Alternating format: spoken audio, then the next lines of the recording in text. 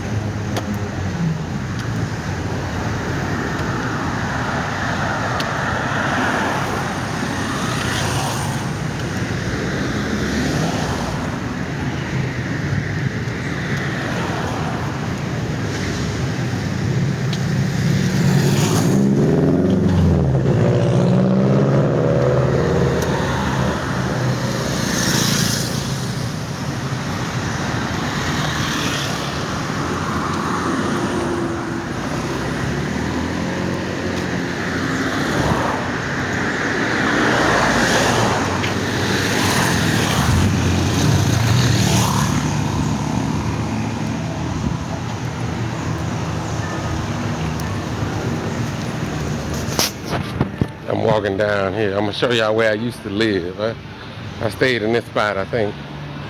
Stayed over here 2 months. This was back in, what is this? This is 24. It was back in 22. I stayed over here for 2 months. I liked it too, because all that's like a dog walking park and all that type shit over there. People just hang out. So this is already where people come smoke weed. And then I was right here. You can barely see it through there, but that balcony right there, I would be sitting up there chilling. This tree wasn't like this. It was all trimmed, so I had a straight view right down here.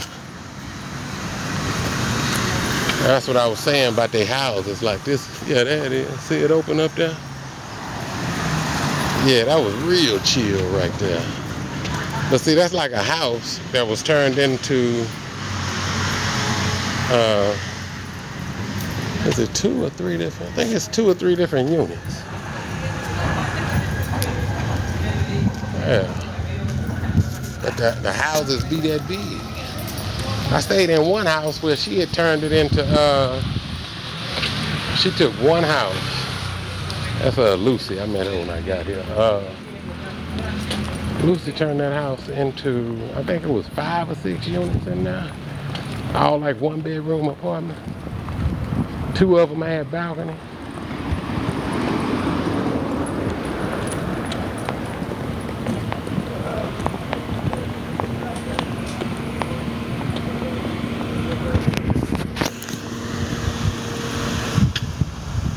Like that house right there.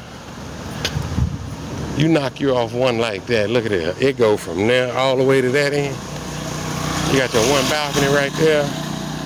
That's, you could bring 2.5 families over here in there. 2 families comfortably for sure.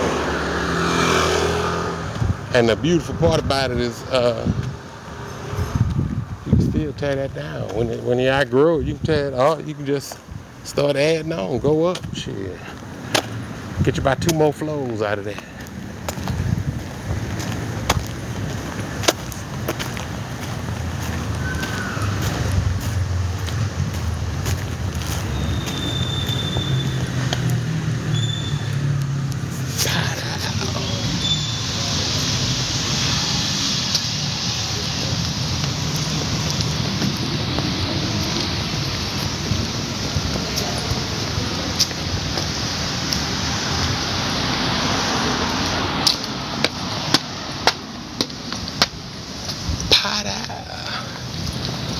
This is my first time walking this way.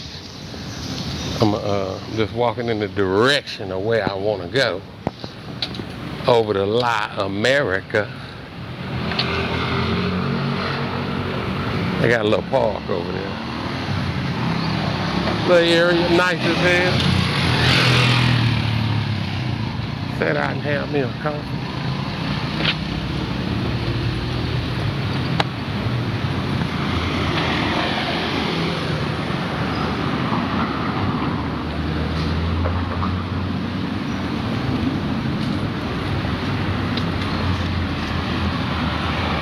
See them kids be walking around with their school clothes on? Their school ain't nothing like ours. I don't know when them kids go to school. It be every time of day, every day, all day. You just see them everywhere. I'm like, damn.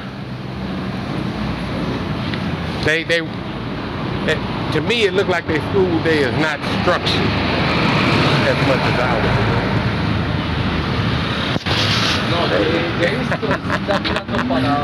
I said, goddamn bad and jumped out at me. So y'all don't understand that. They dog friendly. But I used to be the telephone man.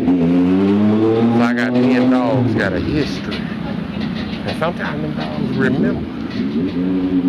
Like that dog, he didn't really take time to look at me, but that motherfucker be like, wait a minute.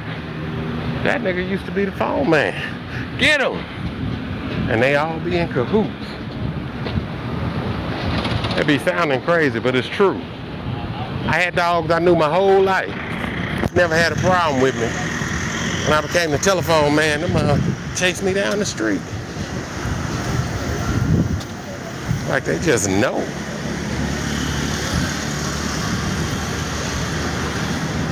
I found the area. I was looking for the big church. New Orleans.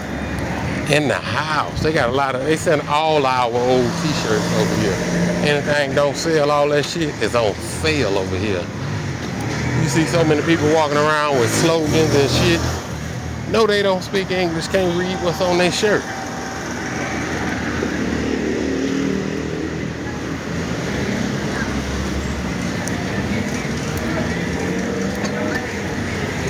See, we just assuming they coming from school. But it is what? Probably about noon.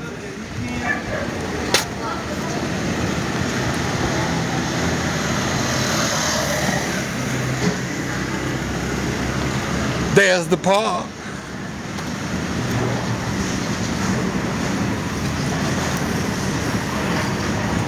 It's kind of hot out here today too.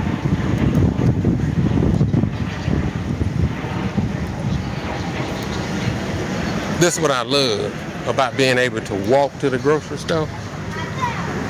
That's in the neighborhood. This is a neighborhood grocery store. That shit I be going to by my house, closest grocery store. Got to go under a freeway underpass. It's not like this.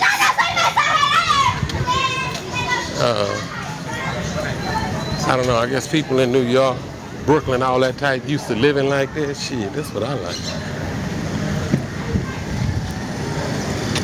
Look at that, you live right there. The grocery store right there.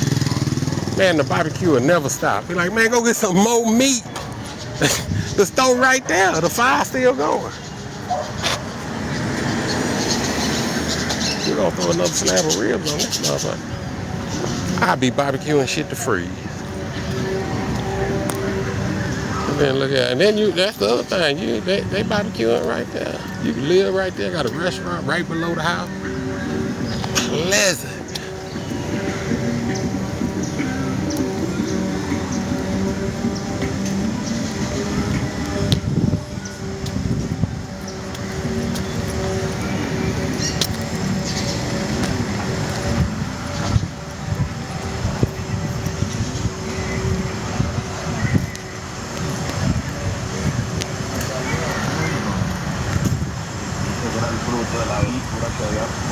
¿Y cuánto tiempo atrás pasó esto? Eso pasó desde hace. O sea, el niño sí te parece a ver. Colombian men, I don't know. in my honest opinion, because it go both ways with all cultures. And this is like it's like turning back the clock. So you kind of turn back the clock on that a little bit too. So it's like a low key, and not all of them, but there's still like a low key hint of disrespect. Like that's Latin American culture. You know, like, you better bring your ass here. It's like they got that hint of pimp mentality in it. Yeah. Like that nigga go like you see a Colombian man walking with his woman. I mean, it's the relationships I see everywhere. The holding hands, it's all of that, and it's not all of them, but sometimes you had it's like it'll be the older men too. They stuck in that tradition, I guess. That nigga go across the street, leave his gal right there. He not gonna grab her hand and pull her across the street or like make sure she. Nah, ain't gonna be like, you better get your ass across this street. Yeah. Yeah, they do get that little buck of disrespect like that. To where a lot of the women, it's like, I don't know, they willingly accept it because it's just easier just to keep going.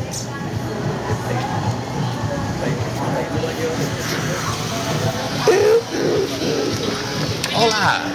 Can I get a coffee? See. See, I'm just guessing. I know they be having like, you know, you order coffee and now you goddamn me need a menu or some shit. But they brought me one here. They bring it in that little old shot glass.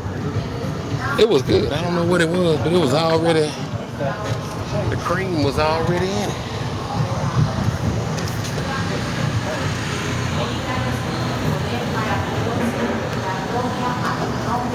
Hey, yeah, that's it. Yeah, thank you. Oh, look at that, y'all. Look at me a cup today too. Normally they run that little plastic thing out here. They got the church mass going on right now. Look at that. A big, beautiful, new ass church right in the middle of the neighborhood. The hills are right there. God damn. You come here, you get you an apartment, you have your balcony right there. That's what life is about to me. It ain't about going find nobody, about trying to do no shit. It's just about chilling, about sitting right here and enjoying it.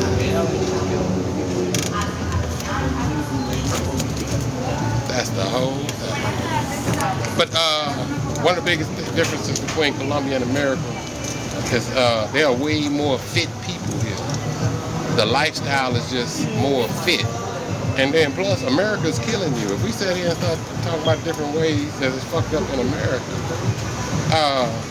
corporations run everything. Corporations run the government. So corporations control where you live, what you eat. Shit, they control everything. That's the devil. So the devil has complete control of your life. And people start making money, and it's the secret right here too. When they start making money, I give you them dudes in Hollywood. When any of us start making money, we just stunt on each other. We act like we got more than what we have. And it's designed that way, so you never had that shit. Them niggas be a millionaire talking about they paycheck. I got more freedom than motherfuckers with millions of dollars. Them niggas, you go get more responsibility, I'm gonna go start a business, I'm gonna go do all this. You got enough money for your kids to retire, but yet you gonna still work. Because, and when they do that, they have that mentality, they be like, oh, he a beast. Ain't none of them niggas working to make the planet better. They only working to enrich themselves. Yeah, nigga, you better be a beast. You ain't doing it for nobody but yourself. Give a fuck what you accomplish after that.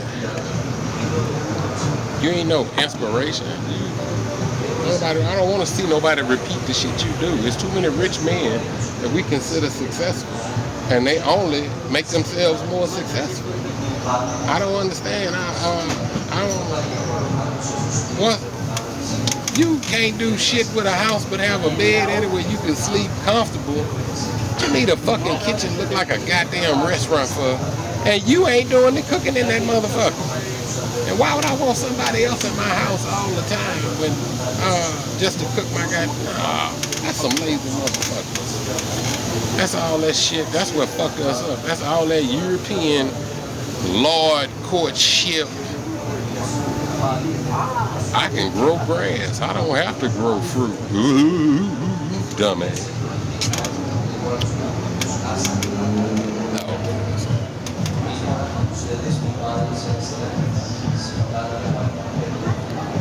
Yeah, that's the thing. It's so fucked up in America. Is that and because we sleep and we mental patients in America, and we don't want to admit that. I can tell you one thing right now that just, it's like, okay, I used an analogy one time when I used to work and I used to play Monopoly all day long. It was just like a basic Monopoly program on my tablet. It wasn't connected to the internet, so I wasn't playing people, I was playing the computer. I wouldn't win all the time, but when I would bankrupt the other players. I'd have millions of dollars or whatever by the end of the game. But then as the game go on, I could be in control of the board, and I could just have them going around pass and go, just bringing me money basically. And I can make the game last as long as I want it to last. And they just going around making pass and go, right? Now what? And you got to listen to this because it's gonna get a little deep. The secret to that is that I'm pimping them for what they get when they pass go. So that means I'm not giving them their money. I don't pay them. I get the same amount that they get when they pass go. So we all equal. I just work myself in a position to be able to take advantage of the whole board, and I got complete control of it. I got money stacked on money on stacked on money. I will never, as long as we are playing this game, this is my game. I can tell everybody in the game, yeah, you could be me. Them niggas ain't never gonna be me. They don't have a shot at being me. Matter of fact, I take that back. They can take it over. Because the money is still, eventually as time run on or whatever, they be able to take it over because the fuel that's fueling the game is coming from outside of me. But if I change that, if I change the currency to where the real currency that they getting, they don't appreciate it. So they give it to me and they get this shit that I created.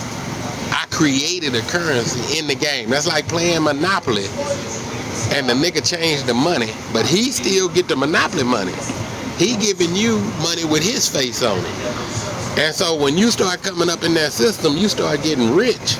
You think you finna be as big as me, pretty soon it's gonna, once you start getting so much money and find out you still limited, you gonna find out you Kanye. You gonna be like, wait a minute, this ain't my game. When he was on Sway, that's what he was trying to tell Sway. And I agreed with Sway at one time in my life. Yeah, they tell you can't do something, go start your own this and that, yeah. But what he's saying is, no, they own the whole motherfucking board. It's gatekeepers stacked on top of gatekeepers. And that's kind of like, you are a slave. You could be president. The president a fucking puppet. The president ain't the biggest man in the world or no shit like that. He a puppet being ran shit. Ronald Reagan was an actor. They just started getting better actors. But what you do when you living in the country and you realize you a slave, that the laws that you've been upholding are not there to protect you, but to keep you enslaved. Some people go, well, they go like, okay, that's that straw man shit, right? Where you go, I'm gonna go fill out the paperwork because this whole, and it's true, the whole judicial system is based on maritime law and all of that shit. So the whole system is based on a system that you don't even allow me to know what it is. It's no different from the finance system. The finance system only operates because people are ignorant of how it operates. So we are not living in a system where it's fair, where I can go to school and you will teach me how the system works. No, you getting fucked. If you don't know how to, if you don't understand you getting fucked, you don't know how the system works. Bring me any motherfucking financial analyst. I don't give a fuck. Bring me anybody on the planet that say that they're part of this system and they not getting fucked. They don't understand it. You just more privileged than the other people, but you still getting fucked like everybody else. You still, you know more than Cypher off goddamn the Matrix. You just a motherfucker that chose to sell out and eat fake steak. You the motherfuckers off They Live. I don't know if y'all seen the movie They Live, but you the ones the aliens cut the deal with to give you the money to keep everybody else in check. And that's everybody that's above us. See, there's plenty of people above me that could live a better life. I mean, that could live this life I'm living right now, but they made a deal with the devil. They gotta keep working for that motherfucker. And that's why that money don't make me happy. That's why they buy all that stupid ass shit. We are human beings. At the end of the day, our psyche comes down to us interacting with each other. I don't give a damn if we doing it in a hut, a igloo, a tree house, at any time period. I don't care if you doing it during the Jetsons time, if you doing it during Quaker, any of that. That don't change the dynamic of the relationship. The only thing that change are the toys that we play with in that relationship.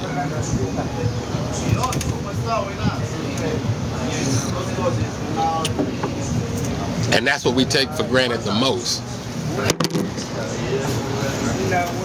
The relationships we build are what brings the value to us while we're here.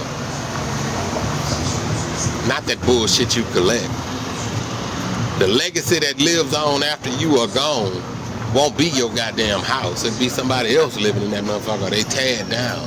The legacy you leave behind will be the imprint you left in this world, and that will be visible on the people whose lives you affected, because it will be written into their DNA. That's what you're trying to do. You're trying to get your name into the book of life. And in order to do that, somebody else got to make your name in there. And they inscribe your name with their experiences. Our experiences are written into our essence. That's the valuable thing here. Time allows us to have experience. God blesses us with time. When they say you have a chance and a choice, when you wake up every morning you wake up, you don't know it because they don't teach this to us. They only teach us they give us a slave education, and we can't think outside of slave mind. But every day we wake up, every day you wake up, you a completely different person. You just don't know it. Because you will sleep, and you have to sleep. That is a part of the contract of being here. You don't sleep, you ain't getting your blessing. You checking up out of here. You have to sleep because you have to go back and connect. We connect to the part of the world we never talk about. We connect to the world that they want to keep a secret from us. Because when you connect to that world, you find out truly how powerful you are. Everything on this planet, everything, I don't care what it is, if it's on this planet, it has an opportunity to reach its full potential. And the full potential is unlimited. Unlimited.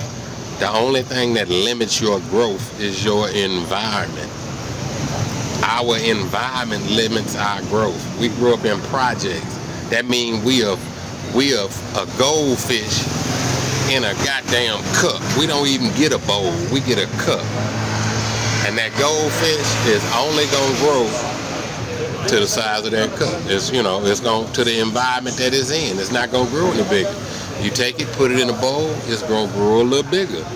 Take it, put it in the tub, it's gonna grow bigger. Put it in that ocean, that motherfucker be out there eating sharks if it's not killed first. But if it is in an environment where everything it needs to thrive is there, that goldfish will be a fucking whale. That is us. Our potential is unlimited. By coming up in the projects and the education, well, if you didn't come up in the projects, the education system we get and the way they explain this world to us, it is in a way that makes us think we are limited. And because we think we limited, we think we need to go get accessories. Nigga, you complete. You don't need no goddamn accessory. God made you. Come on. God made, come on. I probably, if somebody told me some bullshit made me, then I'd be like, yeah, I probably need to, I might not have enough. I might not be enough, but God made me. Come on now. God made me, not enough. Shit. God made you to be enough and go give you everything you need along the way. And you scared. Scared to step out and live your life the way you want to do what you want to do every day. Because the devil told you you need it. The devil told you you need to sign a contract, sell me your soul to go out here and be able to do what God already provided for you. Come on, we got to stop claiming.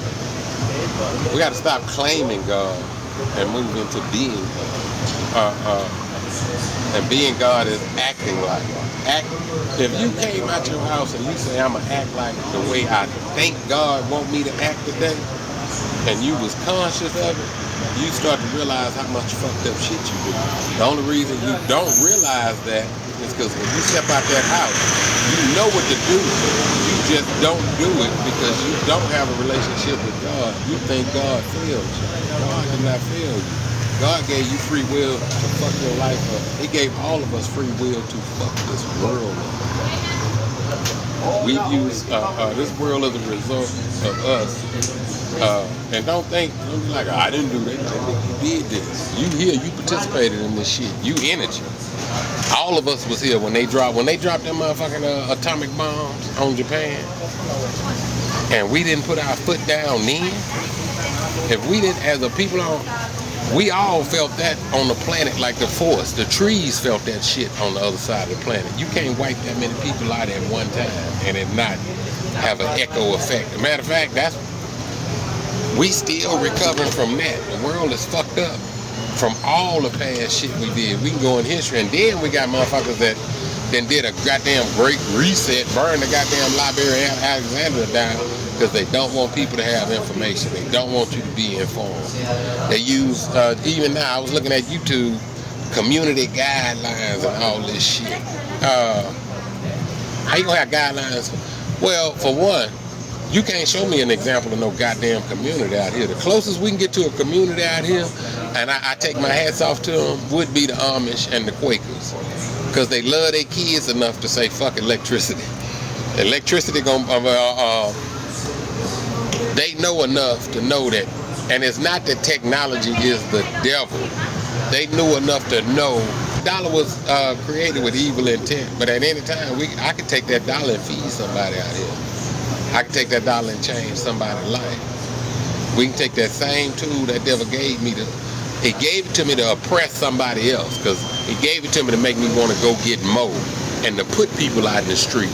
But I'm going to take that damn dollar he created and I'm going to go get them people out the street. Take the devil's tool and use it against them.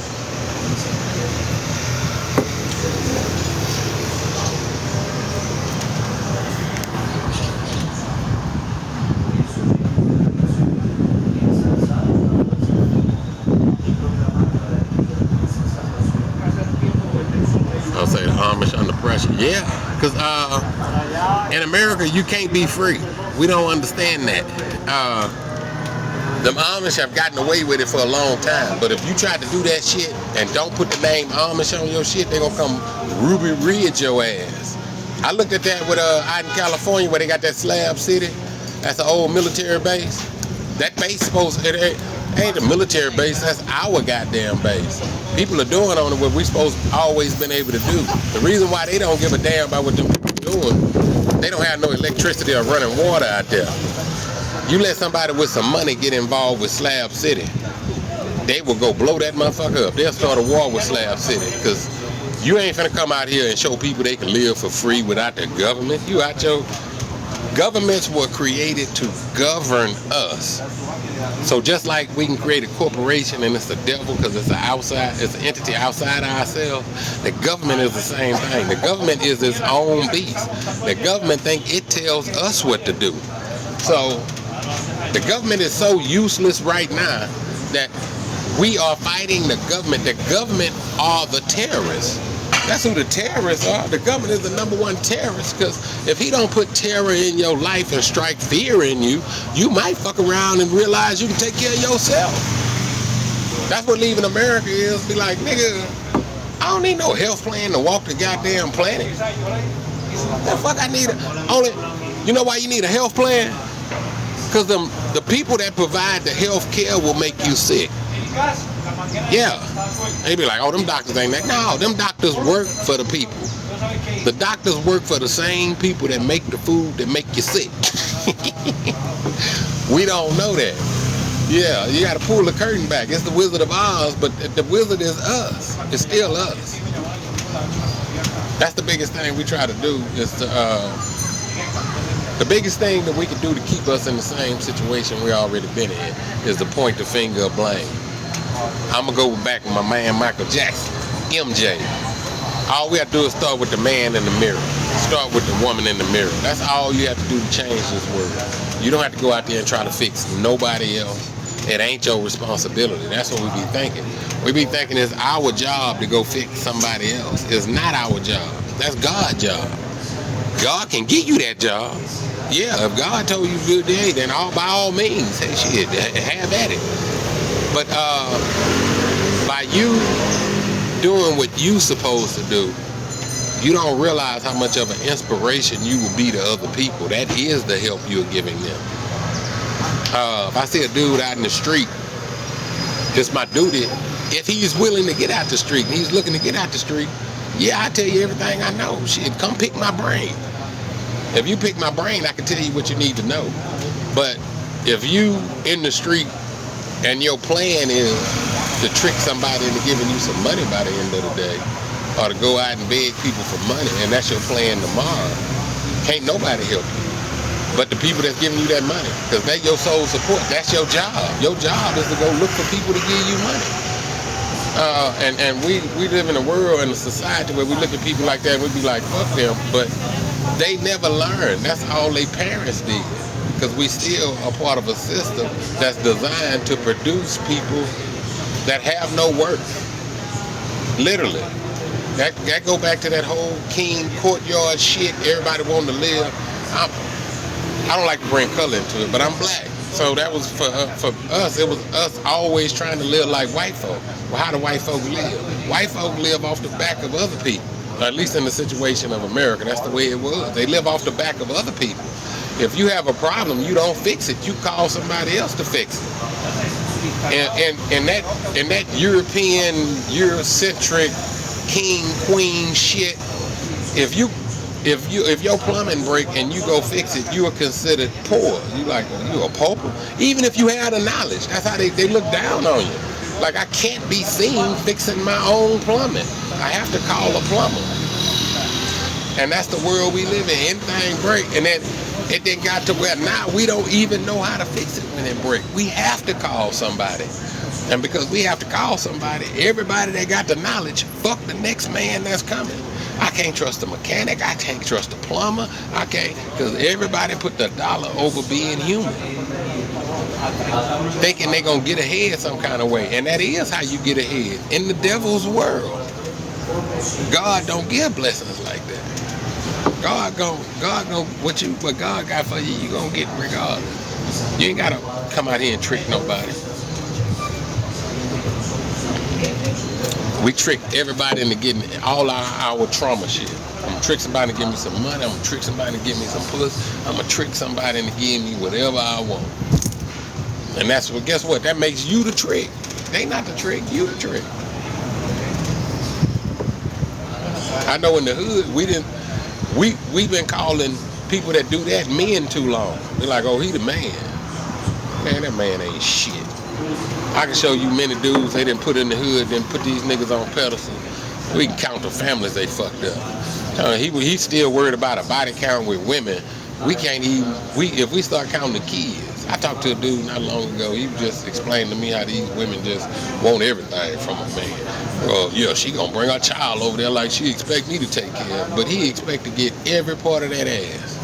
So you dealing with a woman that you have no intention on doing anything for other than just sleeping with her, to the point where you offended if her child is anywhere around. Like, that's your responsibility.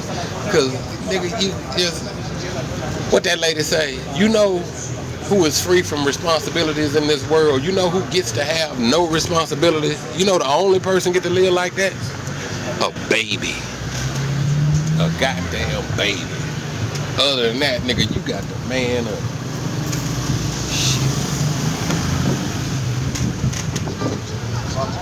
And that go back to Francis Cress Wesley. Tight shoes, loose pussy, and a warm place to piss. That's what the men of this world are looking for. And the other men that take any initiative are taking the initiative to run this motherfucker into the ground.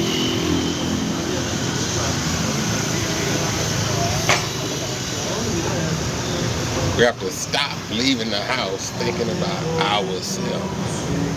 That's what keeps us stuck in the same spot we've been in. If you want something, want it for somebody else. Try to make sure somebody else get it, and you will get it.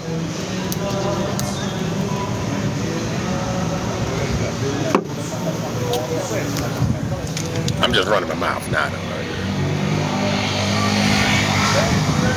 Yeah, they had Panama had their protests. Everybody, they gonna have it here too. The people around the world, we are all going through the same thing, subjected to us by our governments. Our governments are getting ready to reset the financial system. The worst of that being America. America is the worst of it because the dollar is the world reserve currency. An American billionaire can do way more than a Chinese or any other kind of billionaire because their money is not in the world reserve currency. This is why they don't teach us the system. Once you start learning the system, you'll be like, oh, this is just a fucked system. It's a way to fuck people and just keep turning it around. You see it on your job. The longer you work at a job, the easier that motherfucker get, the more money you get. They paying you for your silence. Everybody, all us on them jobs, all of us work the jobs that keep the secrets that make the food that's killing us. Yeah, and if you expose them, you're going to get fired, and they're going to keep right on going. That's the other thing that they know, is that, okay, we be in a situation, oh yeah, Neely Fuller, Francis Cress Wesley, yeah, the OGs. I heard, I don't like to talk about him. Dr. Umar Johnson, I heard a TikTok the other day. That motherfucker said, name a black psychologist that's done more than me. I was like, boy, just sit your motherfucking ass down. Neely Fuller, Francis Cress Wesley, Alvin Poussaint, Hakeem Mahabuti. She go on for days. There's been so many black psychologists, and I don't even want to go into that shit. We fall for the pimp game. Hola. And we pimp each other. We've been having pimps come through the hood forever that only come through for themselves. They not there for the people. They say they feel. And I don't want to speak down on nobody. They might have, when they started, they might have. And I see a lot of people that do that. God will give you the blessing to get you what you need or make your dreams come true. But can you stay on the path? Can you take God's blessing and that money and not sell everybody out? I seen them do it. It's a psyche they get caught up in. Oh, that's what I was going to say about Hollywood. That's what Hollywood do. This is what we all do. We all act like we got more than we have, right? Look at them niggas in Hollywood hollering now about they pay. Don't, and yeah, we going to get to your money and all that shit. But come on. Be for real, motherfucker. Wasn't y'all flossing? Wasn't you pulling up in this whip? Wasn't you acting like they paid you that money? Stop acting like you getting that money if they ain't giving it to you. And then come back and cry and say, I ain't been paid shit. They paying you to floss on us. They paying you to make us want that shit. And you ain't getting it? Come on. You're like, oh, I made $5,000 for that movie. $5,000? Why we just finding out? We don't want to tell each other our business because we too ashamed and all that shit. And that don't do nothing but keep us all slaves. Me and my son talk about that shit. You know how everybody, you know how you scared to come out here and be yourself because you think you're gonna be embarrassed. When you find out the people that you are, them niggas, you ain't gonna be able to stop laughing at the shit they done did. The only power we have on each other is the fact that we don't know the fucked up shit the other person is doing, and we all act like we ain't fucking up. No, go out there, start being yourself. Don't let nobody stop you from being yourself. Because that's the thing about it. You got some fucked up thoughts in your head that you think are yourself. You just don't know how fucked up it is till you come out here and do that shit. And people see, and people are like, oh, you think like that? Then you got to shut the fuck up. Be like, okay, there's something wrong with me. Let me try to fix myself. But in my case, I come out here, the world fucked up to me. I don't fit in or nothing. I'm not adjusting myself. I can clearly see that the world is fucked up. It's not me. It was me. I was in that shit. I was caught up in it.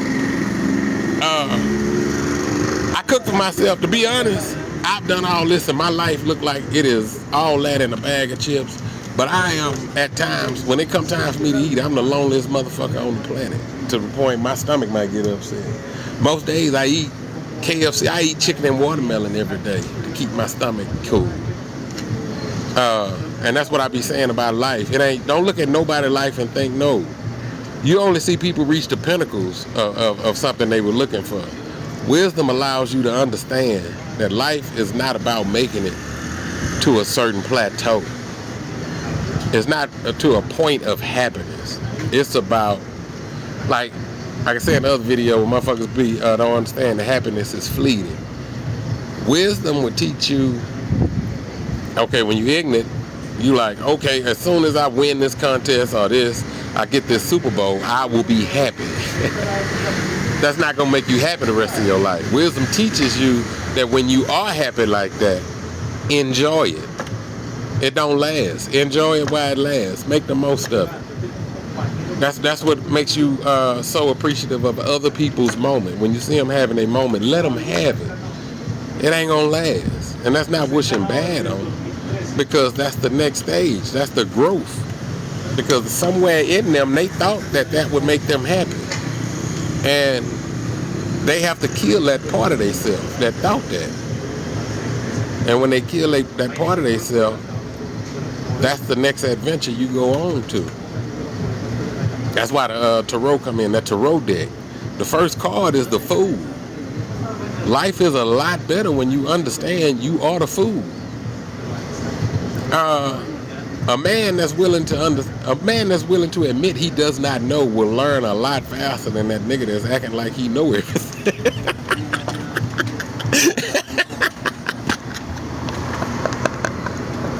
That's what everybody act like they got this shit figured out. If a motherfucker walk around here that made enough money to buy a car cash, he think he got all of life figured out. Don't nobody got it figured out. And don't let nobody trick you into thinking they got it figured out. They do not have it figured out. Happiness is something that you have to work on daily. That's why money does not buy it. That's why you seeing all these motherfuckers with all this money miserable. If you trying to buy happiness, you gonna end up like Diddy. Because you got to start forcing other people to do what you want them to do to maintain your happiness. It's like, wait a minute, wasn't nobody put here for you to be happy. Unless you earn that. That's what work is. That's why, fuck being the goat. I'm be the sheep. I'm chill with the crowd. I want to go with everybody else. I want to chill, but I don't want to be the sheep led by nothing. We need a good shepherd. That's what... there's nothing wrong with being a sheep when you got a good shepherd. That means you don't have to worry about nothing. You taken care of. And that's what we don't understand. We got a shepherd. God is our shepherd, but we just don't trust our shepherd. We keep following this motherfucking wolf.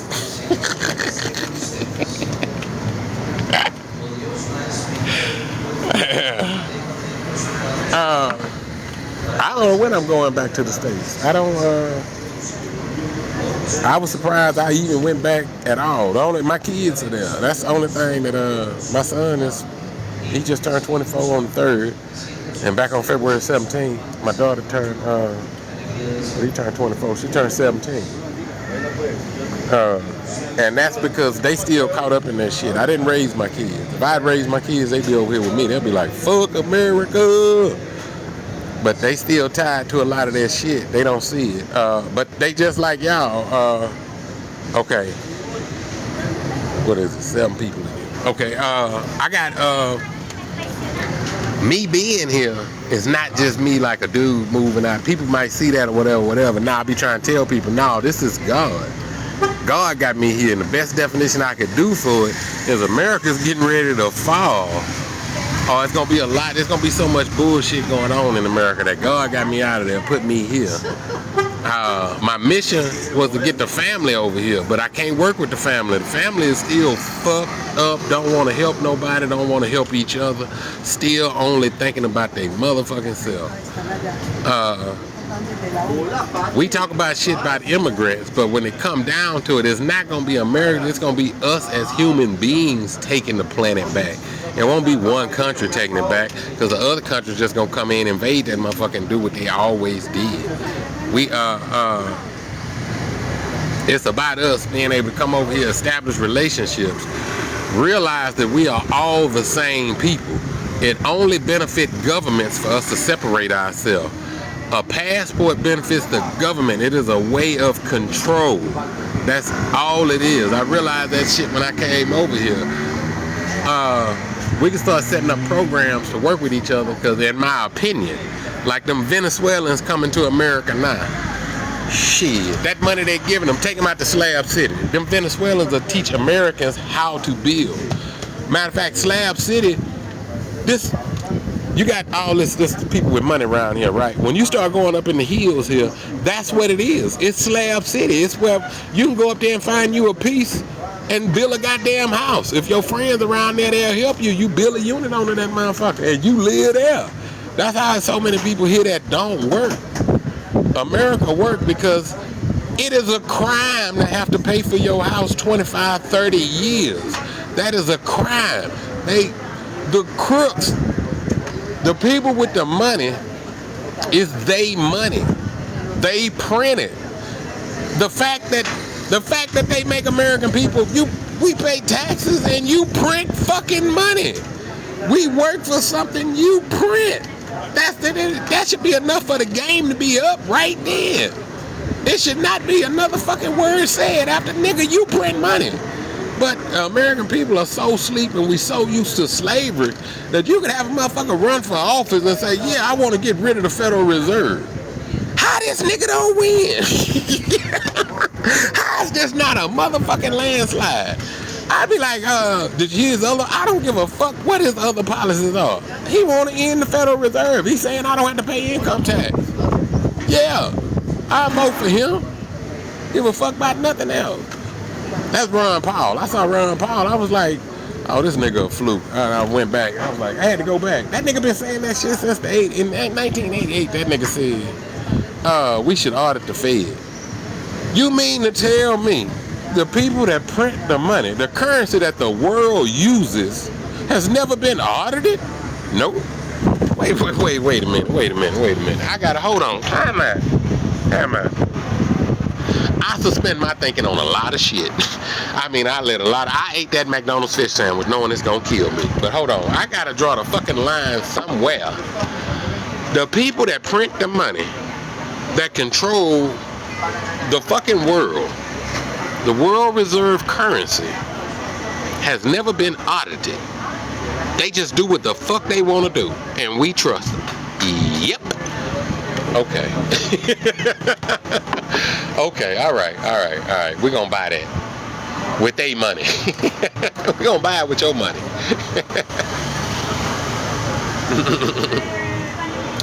You gotta make that shit make sense. And then it's dangerous to talk on the internet because the people that print the money also control all the information. They have for years. The reason why we didn't know what a narcissist was, or we couldn't identify narcissistic behavior, because we didn't take a psychology course. They charge us for every goddamn thing. You gotta pay to get an education to learn how to get out the system. And they not gonna teach you how to get out the system. So when you understand how, that's why I can't talk to half the motherfucker. I can't talk to a motherfucker that believe in the system, cause he believe that shit. Our conversation not gonna go nowhere, cause he's telling me they don't print money. He gonna tell you they not fucking us. And be like, man, I can't talk to you. I gotta get away. I can't even let you know how I move, cause you are defending the system. You will. Morpheus said that they will fight to protect the system. It's their way of life. They are protecting their own way of life.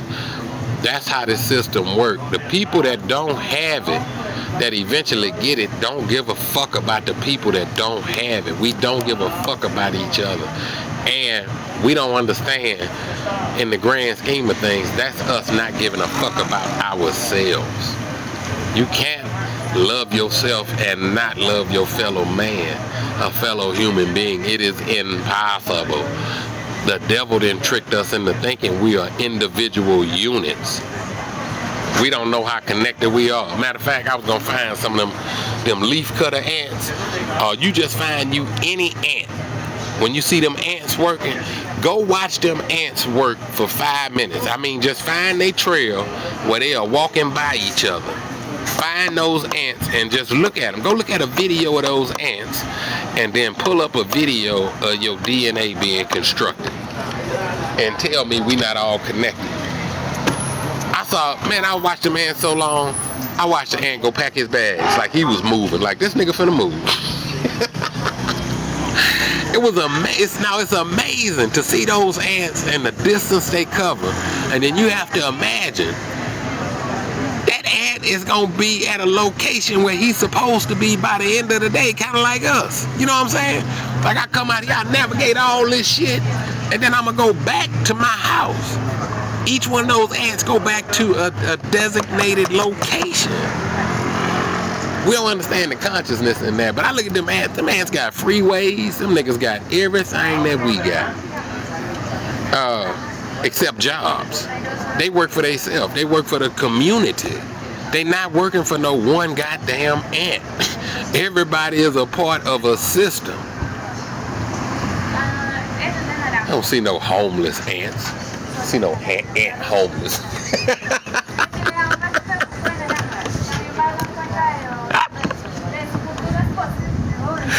We got a homeless ant.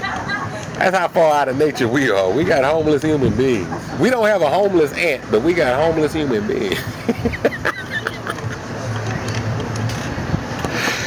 God damn. Boy, that coffee tastes like ice cream. Bring me another one of them. I don't know what it is. It's not the Americano.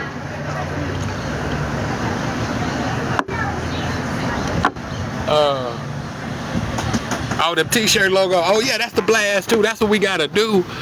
Colombia is an industrial country. They got that shit set up already. They got the sewing machines. They got all that. We just need the ideas and the innovation for people to start doing it, where it's people helping people, where we doing it. We start our own company where we just get the shit and sell it to people. Ain't no tax on our shit because ain't no government involved.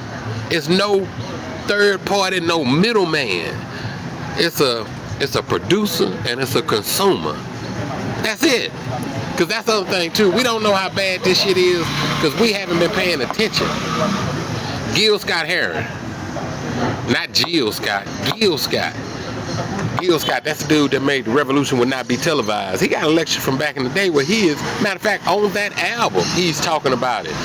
Back then, he was saying America used to be a producer, but now they've turned into a consumer. And everybody in business know that when you are a consumer, you have to dance to what the producer wants. But see, what we didn't understand back then was that the politicians sold America out a long time ago by giving all of those breaks for companies to move overseas, tax breaks and all that, for them to go, because the politicians were patting their pockets while they were selling America out. The biggest thing that's fucking America up right now is that we don't know we are all one. If everybody that they are fucking came together we don't come together. They fuck us all at one time, and then we individually try to get out of that fuck. Like one group is gonna get out ahead of the other group or some shit like that. And that's the best way for us all to stay like that. Because when we come together, man, it is woo-wee. And we do it too. You can see it in some of our communities. Some of our worst communities are the ones that come together the most. It used to be like that when I was a kid. We didn't went online and shit. See, when I was a kid, you go in that goddamn trailer park, and if you fuck with somebody out that trailer park, that whole trailer park whoop your ass. Yeah. Everybody in the trailer park knew everybody in that trailer park. It was just like that. You know what I'm saying? That's kind of what's left over. That's why the government can do what it can do now. They came with the nuclear family in order to get rid of them Ruby Ridge ass families. Can you imagine how much trouble the government would have now if we still had families that hadn't tried to enrich themselves, meaning selling out the corporations and all this shit to where they're a part of them? Families that just had a land, like, look, we got 50 acres here, we got 100 acres here, we live off our land, we not selling it, we not going anywhere, we don't want to be a part of the government. Anybody living like that gonna turn into Ruby Ridge, because you start to encourage other people. And if you on that land having babies and shit, and other people are participating with you, you fuck around and get 30, 40 people over there, it's not hard to get a Waco going on. Yeah, you get and then let's say you got neighbors that's just like you. The government can't come in there and fuck with y'all. That's how them governments was able to do that to our farmers. See, our farmers used to have a relationship with each other where they couldn't come in and do them like that. Right. Yeah, imagine them farmers if we still had the families like we used to have. It wouldn't take about 3-4 families of farmers in one area to tell them y'all ain't coming here. Matter of fact, what we do is what they do to us is when we see one group standing, like black people stand up, white folk go, oh, look at them black folks standing up over there. They need to go blow their back out. And then we see white folks stand up, we as black people, we be over there like, oh, if they was black, they'd kill us all by now. Instead, we need to be going out there standing with them motherfuckers. That was that shit when those ranchers stood up against the government. Those ranchers were standing up for everybody, all Americans. We don't understand that. We don't understand that to the point to where even the police or the military that show up, nigga, you are an American too. Everybody's out here fighting for your rights. You are defending the corporation. But we don't have a relationship with our kids. Our communities are so fucked up that the kids that come out the community can come back and police it for the government. Think about that shit. The kids come out the community and come back and police it for the government. That means we failed. We failed as a community. We failed as parents. We failed as friends. We failed as everything. Because we failed in our kids. If we had a kind of community where the army refused to turn their guns on their own community, then we have a community. Then we don't have the government that we have now. We're moving in a different direction. But in order to do that, we got to put that goddamn dollar down unless we using it to help a motherfucker. That's it. Other than that, we got to stop looking at that dollar like it's our life. It is not. Because I don't care how many of those dollars I give you, you're not going to be happy. You only think that shit going to buy you happiness because you haven't experienced it. That shit wears off quick when you realize you still have to go out here and do the work as a human being. Yeah. That's what all them money don't fix shit. That's what all them people with them kids that got money, they got problems because they raised their kids just like they didn't raise their kids no different than the motherfuckers in the ghetto. They didn't get no better. They got the same America. That rich motherfucker got the same America that broke motherfucker got. They don't have a relationship with their parents. Parents sitting there blaming the kids like sometimes you just don't get good batch, not knowing they doing the same shit that they parent did. At what point did you turn into your fucking parents? To where you walking around here and you don't have sense enough to know you are saying the same shit because you can't identify with your child because you can't identify with your child, your inner child. In order for you to fix your trauma, you have to become a psychologist, a child psychologist, because that child, your inner child that got fucked over, all our inner childs got fucked over. I don't think any of us were allowed to express ourselves to our full potential or any kind of way we wanted to. We were beat into submission and to accepting this world. That's why it's so hard to give it up now. Because the people that beat us into it know it's predictive programming. They know what we're going to do before we're going to do it because they've been teaching us how to do it. That's why all of America looks the same. How the fuck can I go from Houston to California to New York and it's all the same stores, all the same shopping centers? I didn't have to leave motherfucking Houston. And then you want to encourage me to stay in America? All of America looks the same. America used to have Route 66. It used to have this nostalgia about it. It made you want to travel to see places that were unique to America. We used to Pee Wee Herman this motherfucker. Now, it's just all the same. It's all the same because they're making it easier for you to get your ass back to work. They want your day to be the same every day. Get your ass back to work. Go have the same work day you had yesterday. Can't even express yourself at work.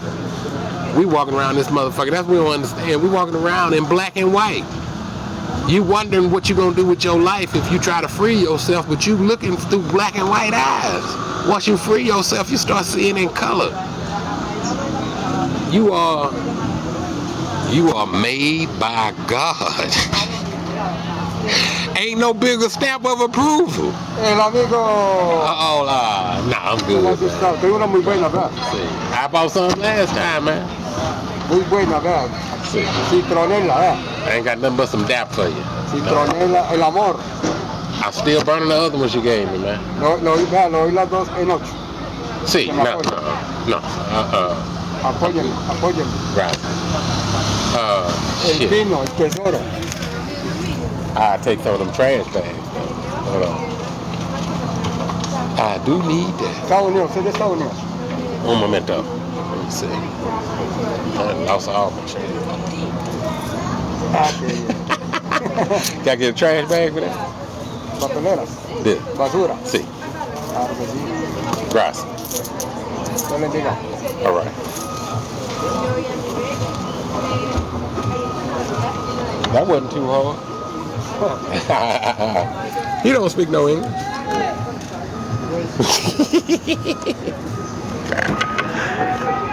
Yeah, we be scared of people. Just talk to people and treat people normally. We just so used to, we don't know how to communicate with people because we so used to being fucked over that we don't know who to trust, who not to trust. Most of the time we can't talk to each other. You take the dollar out the equation, shit, we go a whole lot further. Then we just trying to look for something to get into. Let's go find something to do. Let's go make the world a better place. Let's go. Because everybody go to work, but this motherfucker ain't getting no better.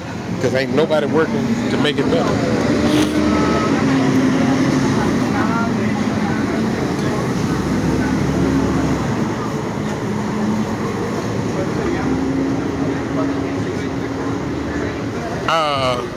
Now I got an apartment here. I just rent an apartment. It's yeah. You get out of America, I'm telling you, when you see how this is over here, this area, especially when Airbnb was popping. You could find an Airbnb anywhere. I could find an Airbnb around here, work it out with the people where it's kind of close to what I'm paying now. Be like, I'm gonna move over here and stay over in this area for a couple of months. Check this out.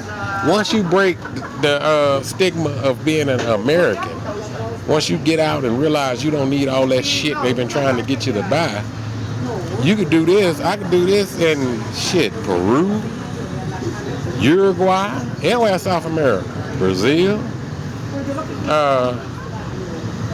Chile.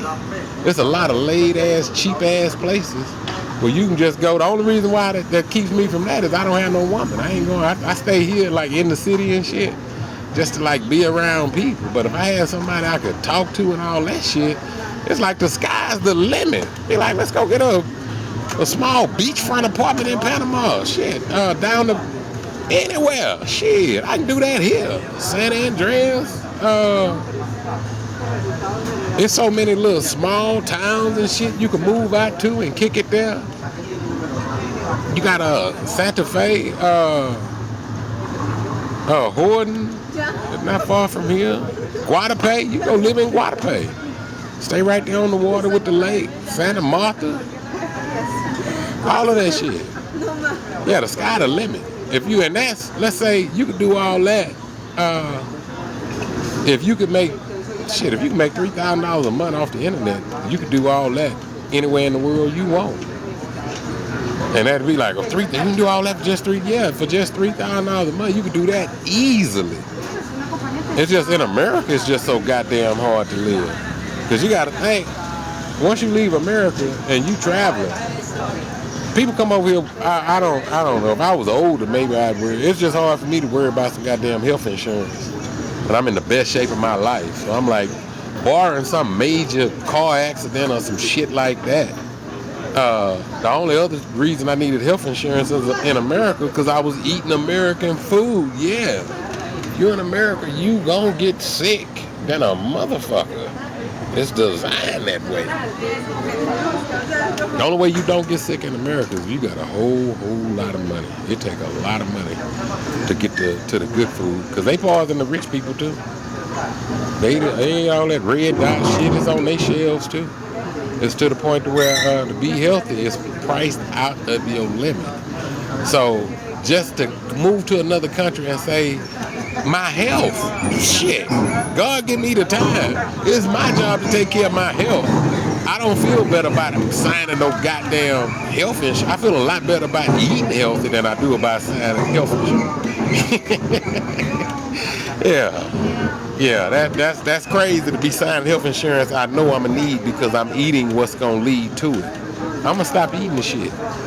It's just before I didn't have a choice. I couldn't stop eating it because I was trapped in there. I thought I was trapped. It wasn't until I got out that, as long as you in a trap, you think you trapped. That's why you are trapped. But when you get out of the trap, you are no longer trapped. You can think outside of that.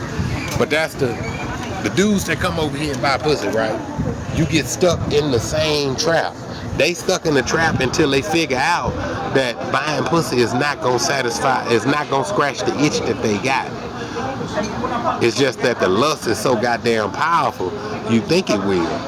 You think it will until you bust that nut. And then you bust that nut and then that nigga with all that sex show up. And you can only do that so many times. I don't know, some people are so shallow they can do it their whole life, I guess. But I don't know, that mentality is like, I used to know this dude in Houston. He go buy a World Series ring or a Super Bowl ring, and then he try to wear it like he was on the training staff or something. That is good enough for some people. Some people can do that fake ass shit their whole life. Some people faking is good as long as nobody know they faking. With me, I know. That's the advantage to me about having voices in my head. The voices in my head don't let me get away with that bullshit. Even when I do somebody wrong. If I do somebody wrong and one of these niggas inside of me think I did something wrong, they not gonna shut up. I'm not gonna be able to sleep. They're gonna be like, you kind of fucked over that person. Call it conscious or whatever. So that's the main reason I've learned not to do fucked up shit. I don't want the voice in my head terrorizing me later because I know I took advantage of somebody. Then I gotta go make that right. So I just don't do nothing I'm gonna have to make right.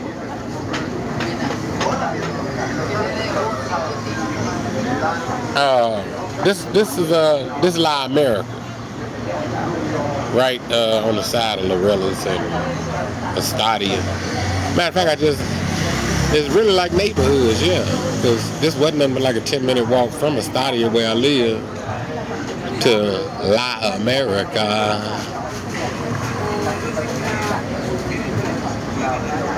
And then from here, is what?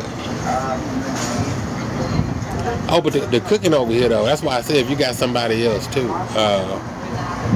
that is even more beautiful because you got all the restaurants to choose from. And on top of the restaurants, I'm from Texas. You know, we got country towns like Crockett and all that shit. So when I was a kid, we had like meat markets, Farmer Brown Field. You can go pick some greens and shit like that. You could cook like that here. Like it's hard to do that in America now, like where I live. It's like go out that morning and get fresh shit to cook that day. But here, shit, you got you a mate. Be like, hey, let's walk over to that Live America market is right over there. You can go in that motherfucker and get everything fresh that you gonna eat that day. Go home, start cooking it. Get you a fresh cooked meal without any of all that bullshit.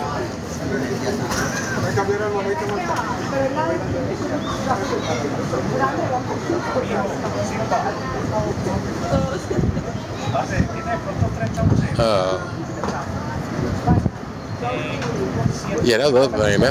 That's one of the biggest things about being healthy here. You can look at it like you're not dieting. It's a lifestyle. In America, you have to diet because the food that you are eating and the lifestyle you are trying to move yourself into, it's not going to work. It's going to take too much work to keep it there. So a diet is just really saying I'm eating a certain way for a prolonged amount of time. You watching what you eat and you starving yourself doing all that shit. You could come here and eat whatever the fuck you want. Especially when you just eating like the cooked meals. That home cooked meal, I can cook at home, but it's so easy to get that same home cooked meal here. Like this spot here. See that little restaurant back there? They back there cooking beans and rice right now. Yeah, they cooking it right now. And then when you order, they gonna grill you up a piece of steak. It's either steak, chicken, pork, or chicharron, which is pork too, like fried, crackling. But and that's gonna be fresh, lightly seasoned. It's gonna be like for here, that's like a $5 meal. It ain't even $5. That shit like $3.50. And it's healthy than a motherfucker. If I tried to get that in the States, I couldn't get it at that price if I went to the store and bought that shit. So that's why it's so hard. So when I had my girlfriend here, my little Panamanian girlfriend, we were hitting restaurants like it wasn't shit. You plan your day around that. Like, if it's a different part of the city you want to see, you just gonna go there and eat. Like to go, they got them cable cars. Like San Javier is like 2 stops from Estadia. You go up there, go up to San Javier, get you something to eat. You can eat at San Javier. You catch those cable cars up on the mountain, get you a cab, and take you a little further up there. You eat off the side of that mountain. That is fucking beautiful. And I mean, it is. You'll run out of time before you run out of mountains around here and restaurants, because they are just everywhere.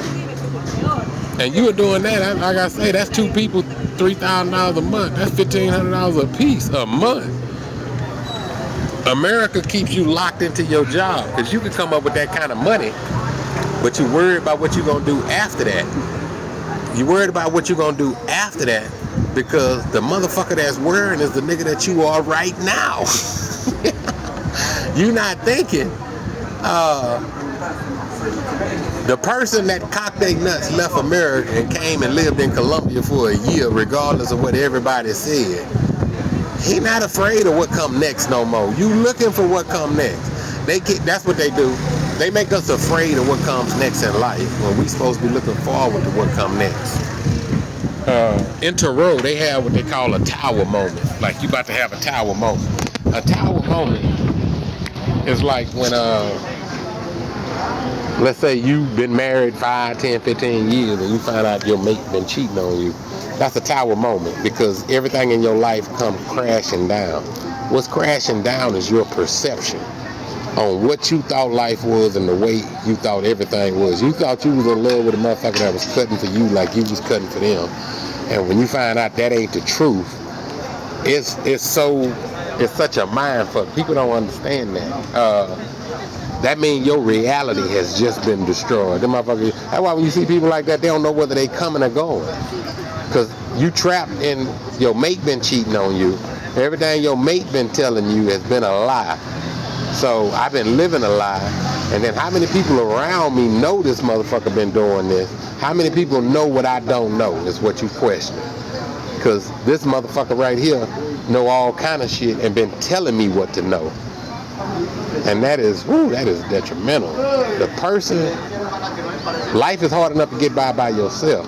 And then you co-sign with somebody else and say, we're going to do this together. And the person that you signed to do it together with is plotting against you. It makes it that much harder. That's what a tower moment is. And if you're in America, your life is nothing but a series of tower moments that have to collapse because there's so many lies that have to be held up in order for you to get through the day without the motherfuckers collapsing. And that's the day and time we're living in now. Technology is making it to where it's bringing those tower moments to a head. You used to be able to get away with shit a long time ago. You're able to get away with less and less shit because there are more and more cameras and technology to catch your lying ass. The world is fucked up all behind somebody saying that they did something that they had no intention to do, or it's just a lie. The world is fucked up. The world fucked up. The person that's fucking it up is lying, saying they want to make it better all the while they fucking it up even more. So yeah. So don't feel bad if somebody lied to you. The motherfucker that's running the whole world is lying to everybody. We all falling for it. And all of our realities are misscrewed by this motherfucker. We supposed to be living life through our lens. We supposed to be creating our own reality. That's your purpose. Your purpose is to create your own reality. What comes of that, nobody knows but you, and you don't know until you start doing it. That's why it's so confusing. Like, what's the meaning of life? Well, you got a lot of other shit you need to take care of before you can get to that meaning. You ain't got time to ponder the meaning. If you a slave, ain't no meaning. The meaning of your life is to work to make somebody else's life fulfilled. Until you decide you deserve to have a fulfilled life. When you decide that you are no longer, and that's why the relationship with God matters so much. I don't see, in my opinion, the highest level of self-love you could reach is through God and the understanding of that. That understanding is what gives me the power to manifest the life I want to live, because I'm living through God. I'm going to be taken care of. Everything is going to be all right. I believe that wholeheartedly. Because God has showed me signs that shit, everything is all right now. How many times I thought everything was gonna come crashing down? It wasn't nothing but just some shit, just to keep on going. You that little train that they told us about when we was kids. You gotta keep chugging up that hill. That's all it come back to. Nothing stops unless you stop. And even when you stop, it keep going. Whenever you are ready, it's ready. I live in isolation, right? I got tired of all that bullshit. And then I be over here like, life unfair. I don't have nobody to play with or fuck with. No, it's plenty of people. At any time, I can choose to go start fucking up again. I got tired of the loop. Everything that I was tired of still exists in the same order that it was in. It's guys that I was talking to about doing what I'm doing right now that's still at work, right? I can go back and fuck with them, but I'm gonna be wrapped up in the same bullshit that kept me at work. Fuck around, I'll be right back at work with them motherfuckers. That's what they mean when it comes down to your perception. A lot of times we hang around people that keep us trapped in their perception. Their perception keep them working. When people start talking in what do they call it? Shit, I can't remember the word for it. But when they start talking in like they mind can't be changed on something. They like they willing to die with it. Be like, well, okay, well that's what you choose to die with. I'm not choosing to die with. I gave an example. I got a video where I was talking to old buddy about. This was one of my first videos when I started talking. We were talking about energy. I like talking to that dude. He was intelligent because he could keep up with the conversation. But what he couldn't keep up with was when he tried to project his shortcomings onto me, and I wouldn't let him do it. He got offended because we were talking about traveling and. Like he asking me how long I'm gonna be here. People ask me how long I'm gonna be here. And I tell them I'm gonna be here till I decide to leave. And they be like, well, you know, that's until your visa run out. I like, nah, I didn't say till my visa run out. I said I'll be here till I decide to leave. See, that's another man that when his visa run out, he gotta leave. So he telling me when my shit run out, I gotta leave. See that nigga just turned to Agent Smith? We were just two free niggas having a conversation, and then you told me how you were trapped, and by you being trapped, that mean we trapped. And so I tell him, I say, no, nigga. If another man tells you you gotta leave, you are going to leave. I ain't going no motherfucking way. I'm gonna be right here. The reason why you gotta tell people that is because if I allow him to project his shortcomings onto me, that shit might fuck around and come true. That shit ain't true. I'm a free man. I do go and come and go as I please. If somebody want to stop that, they got to come tell me to stop it. Then they got to deal with me directly. See, I can do whatever I want to do. The only thing that changes that is another man coming telling me I can't do it. But we so pussified, the man that come tell me that is telling me what another man said. Don't go, if you a man, stop going around telling other men what they should be doing based on what another man said. If that man ain't Jesus, get the hell away from me. I don't want to hear the shit. If that man ain't setting the example that Jesus set, I don't want to hear that shit. He just another man out here fucking up just like me. Matter of fact, he fucking up, ain't even trying to be better. I'm at least trying to be better. That's what it is. Stop letting these other men allow us what's gonna happen in this world and what's not gonna. No, man. And the man that sent him, I'm telling you, I'll whoop his ass if he came told me. Tell Biden come tell me something. I'll whoop Biden ass. Nigga better have an army. That's why men that don't have power have to have armies. So that means has Biden done or said anything in that nigga lifetime to warrant the respect?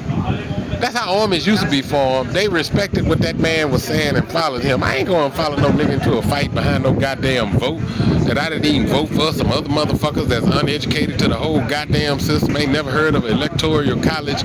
All this shit. We gonna go fight a war behind you?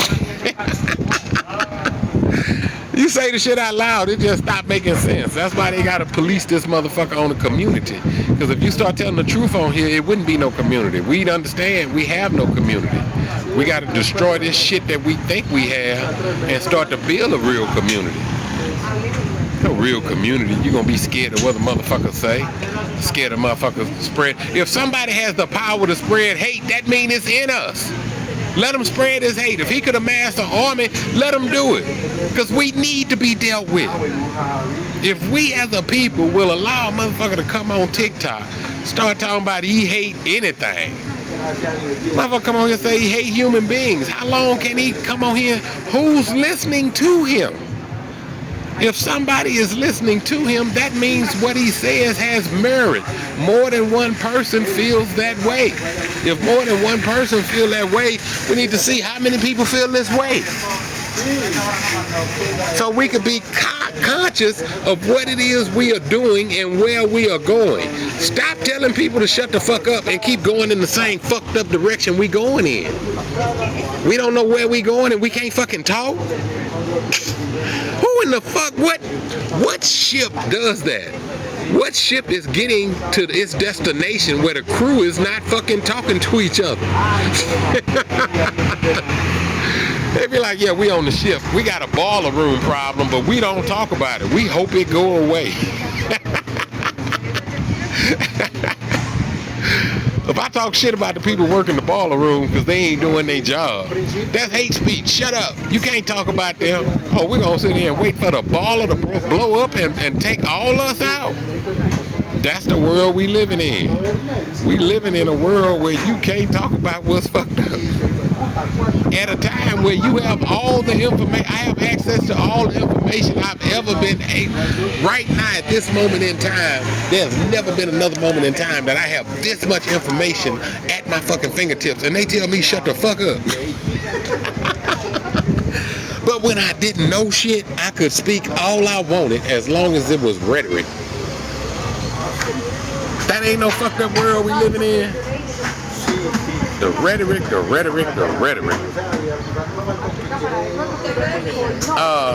Since there's 9 people in here, this is not financial advice, and I meant to do this the other day because I was on live yesterday for like 2 hours and 35 minutes. Had some people roll with me the damn near the whole time.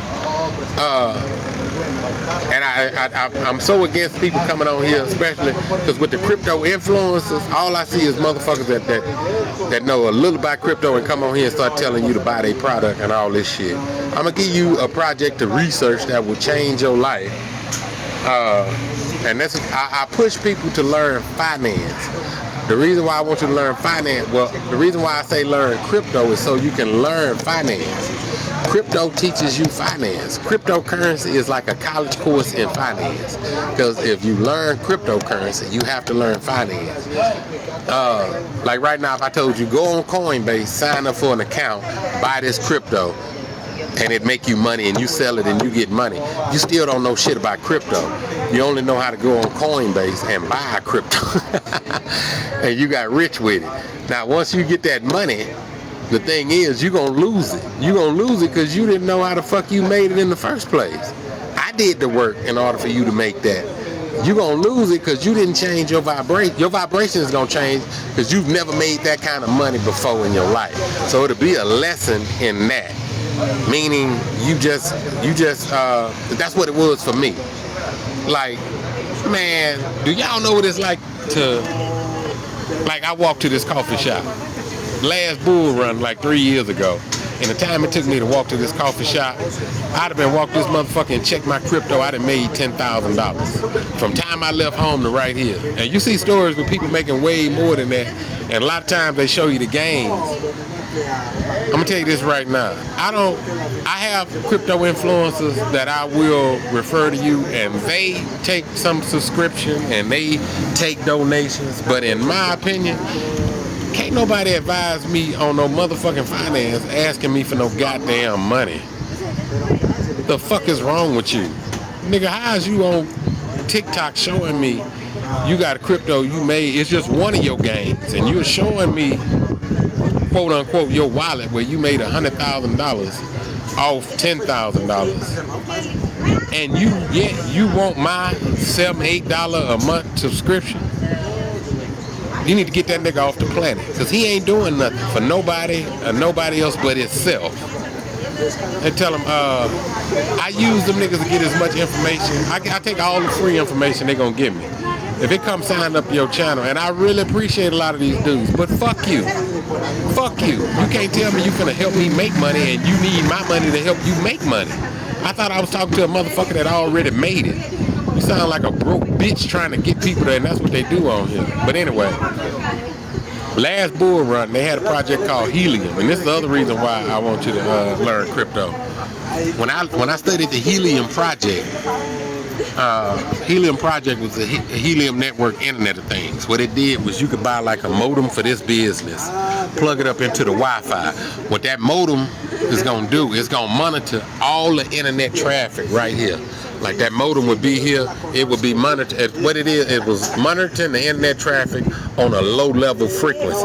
So it's like a frequency that's not being used that can pick up on all Wi-Fi signals. It was picking up on them signals because the world we're moving to, everything will need to talk to each other. All the Wi-Fi shit, that's what artificial intelligence is. It's our technology being able to talk to each other. So by that modem being there and monitoring all this internet traffic, it is gathering information. by it being able to gather information. Information is what's being, they take our time and document the information. The data that we provide for them is priceless, and we don't understand that. Gracias. And that modem paid you. It paid you in helium tokens. I watched that token go from shit. I can't remember how much it was. It was under $1, I know. But that motherfucker ran up there. I was like, boy, if I had invested in that project, and the people that had the modems, they were making, dude was making $6,000 a month. Everybody was making different prices with the modems, but you could go on helium and look any modem that was on the network up and see what it made. And then you could get an antenna on that motherfucker to where you could cover more of an area. But let's say I plug the helium modem in here and nobody else in Medellin have one. Well, that one wouldn't be making that much because there's no way to verify what the modem is telling. And as you get this, if you get into the helium network to understand what that modem is doing, you understand that's all we do. That's all of us. If one of us is off by yourself, nobody knows what you are doing. But you can tell us you are doing everything, but we don't know. You need another person over there to verify your transactions that the life you are living is true. Otherwise, motherfuckers, anyway, that's why it's the same thing. The cryptocurrency blockchain is how we work. Anyway, for y'all hanging in there this long. I told you already, if you don't have a Coinbase account, go get you a Coinbase account, get you an Uphold account, and get you another exchange. Very few options when it comes to being in America and being in America. That's the other thing. All this money is in crypto. The American government try to tell Americans they fuck with it like it's criminal and it's that, is this. No, they are building the future. Developers in America have been getting fucked because blockchain technology connects to everything. It connects to our finance system. So that means nobody can move forward in no project until they establish the rules of the finance system when it comes to blockchain. The thing with that is the motherfuckers we are waiting to establish the rules are the same people that print fucking money right now. So they ain't coming with no rules for us. But the thing is, with blockchain, we don't need them. The only thing they control with blockchain right now is where the money goes, because they control the media, so they can tell us anything, hype any project up, and kill any project. That's all they doing right now. With blockchain, you can see what everybody have. You can see the wallets. They can see people that are in power that will fuck them up to where they gotta take them out of power. That whole Bitcoin going up and down, the supply chain getting fucked with, the manipulation that we see going on right now is them fighting each other for the power. They will run Bitcoin price up or drop it because it has an ETF and they are gambling with it. They are betting on it.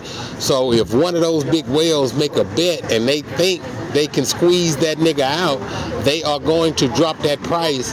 When it comes to those derivatives, they only needed to drop to a certain price for a half second to wipe them niggas out clean in most cases. So that's all they doing. And when it come to whales is just not like I'm rich in Bitcoin. No, they are diversified in everything. They have everything from real estate to Bitcoin to gold to top stocks, them Vanguard and them BlackRock stocks and shit like that. These New World Order companies. So if they go after one rich dude, they got to collapse multiple industries, because if you got the way rich people keep their money, when it's tied up, they borrow against it. So that's what they tell us. It's a debt-based system, right? Well, if they can squeeze that nigga out of one of his debts, meaning he got a loan on something, if he didn't overextended himself, they can come in, call. If he got to call in on one of his loans to cover his losses, his whole empire could collapse like that, just that easy, because it's all based off of debt. But anyway, Helium got a project right now. They launched in Miami that, we got down there. Oh, 11 people. Helium got a project they launched in Miami. Do your research. This is not financial advice. Do your own research. It is still early in the project. It is $20 phone service. Go sign up for the phone service. Use it. If it is a product that you like, you can invest in it right now. It is listed on Coinbase. It's listed on Coinbase, but it's not listed on Binance and a lot of these other exchanges, meaning you could get ahead of it right now. The Helium T-Mobile token is under, it's like 0.004 cent. It's under that. It's under a quarter cent. Meaning, you want to get into crypto, study this project. You want to invest in crypto. You don't want to throw all your money into it. That's a $400 investment on Coinbase. You can get 100,000 of those coins. Hold on to those coins for 6 months and see what happens. This is not financial advice. If you got more than 400 you want to invest, get you by shit. I say anywhere from 100,000 up to $1 million would be a safe investment. And count your own pockets. Count your own pockets. I would invest as much as I can right now, and not as much as I can, as much as I'm willing to lose. Let's say as much as you're willing to lose, which is I'm talking about $400, $800, $1,200. Put it into that. As your money is there, you could watch it every day. That's what people don't understand. When I say you can throw your money away, you throwing it away because it's invested. At any time, you can pull your investment out. But if you let it sit there, if you get at least 100,000 of them, every time that cryptocurrency go up 1 penny, you gonna make $1,000. If that motherfucker, if you put $400 into it, and let's say it go to 10, 20 cents, that's enough money for you to change your life. You just don't understand it, because the experience is what's gonna change your life. I mean, you just watch that shit make that money, so you saw it's possible and you did it. You're gonna have a newfound confidence in yourself. You're gonna want to run out and tell everybody. You're gonna want to advise everybody. Look at this easy money. You're gonna find out who your friends are. You're gonna find anybody listening to you. You're gonna be. I'm telling you, I made the money. They gonna. If you're doing better than them, they're not gonna listen to you. They're gonna be like, get the fuck away from me. Call you a liar. They're gonna want your money. They're not gonna want to invest their money. And that's a part of the growth, because that's gonna mean that mean you was plugged into a fucked up network and you didn't know it. It took that money for you to see it. But now that you see it, you can start to change your life. See, you used to people accepting you for who you are right now, but you're not happy with who you are. So when you start to change yourself, other people are not going to be happy with you changing. Even though you change yourself for the better, they were happy with you being where you were at because it made them feel better about themselves. That was the biggest slap in the face to me, to find out all these people thought they were better than me. I was like, damn, I never thought I was better than y'all. I thought we were all in this together. The audacity of the motherfuckers I was helping you keep up. Or even the people that had more than me. The audacity to think that they were better than me. I never looked at material shit. But that's the other reason why I could do what I do now. I never thought like everybody else. I'm not no nigga riding around no motorcycle tatted up smoking cigars. It wasn't me before they started doing it, so I didn't change that into me. Like, nah, y'all go ride y'all motorcycles. I don't do that. I don't care about y'all doing it. If I come to the function, I pull up in the old school beating the back out that motherfucker. You gonna hear some beat. I like music. I can't put enough music on a motorcycle for me to like that motherfucker. Yeah, I come around the corner, I'm gonna shake the block. Hola!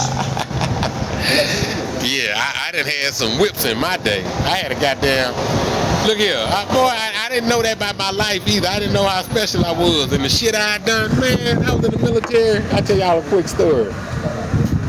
Don't forget about that T-Mobile blast too, though. That's the easiest thing for you to do, not involved with crypto, don't know shit. To be able to go get you a Coinbase account, sign up, take $400 that you got sitting anyway. That's the thing. Let's say you got a retirement fund or any kind of fund. Take some money out there. Take $400 out your motherfucking nest egg and move it there and be like, okay, this motherfucker has the potential to blow my nest egg out the water. If that don't blow up bigger than your nest egg, if your nest egg is still bigger than what that crypto make you, you already had the money to leave America. You just scared. Oh, all right. I'm in California, right? I'm in Oakland. I spent 2 years in the Middle East straight by rain, without taking leave, and then I transferred to my next duty station. So when I went to California, I went to Oakland, California. I'm coming from the desert. I've been over there for 2 years with that's the tax-free zone. So I ain't paid taxes, all that special hazardous duty pay. All my pockets were fat. My pockets were fat. And I'm a nigga from Houston, so I'm in Oakland. I got a roommate. He got a Jeep. Old white dude. Parents bought him a Jeep. He kind of hooking me up, taking me out to go look for cars. I'm drunk one night at a club, and me and old buddy waiting on the taxi. We walk across the street. It's a car lot. I see a 84 L dog on the parking lot, right? $3,800 price tag on that car. I see it. I'm like, I'm drunk already. I'm trying to remember where it's at, because I'm like, I'm coming back to this. Hola. See, gracias. So the next day I wake up, I remember because I wrote the address down. Have my roommate take me down there. I go down there, negotiating with the dude. I drive the car. We do all that, work out the details. So we go, okay, all them hood stories about people tell you how to buy a car and all that.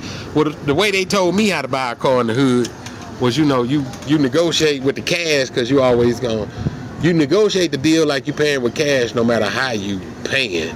And then once the price is established, you let them know how you gonna pay for it. So the price on the car was $38. Drove it all that, We agreed on the $38. We go in there, we sat down. He started drawing up the paperwork. So he showed me, say, okay, $3,800, tax, title, license, this, that. He booked out at 4 something. I was like, nah, I ain't paying that. I said, I agreed on 38. I'm paying 38. He jump up out from behind the desk. Oh, no, you crazy. Oh, no, don't nobody do that. So I tell him, I was like, okay, well, I agreed on 38. I'm paying 38. You don't want to sell me the car. Okay. We go, me and my roommate, I tell him, I say, let's go. We go out, we get in this Jeep. He ain't got the top on it or nothing. Dude watching us, he go out there to move the car back in. Before we could pull off, he jump out the car. All right, come on, let's make the deal. Go back in there, give him $3,800 for that 84 L dog. It was blue, clean as a motherfucker. I took that motherfucker straight to Circuit City. I think I spent $38 for the car. I think I might have spent another $2,200 at Circuit City. Because I had Circuit City, I had them go in there, I say replace every speaker. I'm talking about dash speakers, everything. I upgraded every speaker, put an amp on not every speaker. I put an amp on my highs and my mids, and then I had an amp. Circuit City did everything but put my subs in the trunk, because they only had 12 inches. I wanted some 15s. They didn't have 15s. But I was at Circuit City all day. I mean, all day. They had to put the alarm on there, the radio, the equalizer, replace all the speakers. They had to rewire the whole car. And then they let me listen to it at the end of the day. It sounded like shit, because I didn't have them subs hooked up. And I was like, damn, I done spent all this money, been down here all day, and I'm finna roll off, and I can't. I was like, go on, put the 12s in there. So they got me a band pass box, put them 12s in there. I roll out that motherfucker beating like it was a gorilla in the trunk. That motherfucker was, and I spent total, all that was like $2,200. I go back to the bass, I'm rocking the bass, right? Jamming everything around there. My partner Jay, he had got a Regal. Jay pull up in his Regal is hitting like my car. I'm like, God damn, the nigga went got him some beat too. He ain't replaced none of his speakers. He just went down to the flea market and got a box and an amp. And he hadn't spent he spent like $500. I like, this motherfucker spent $500 and he out here beating like me?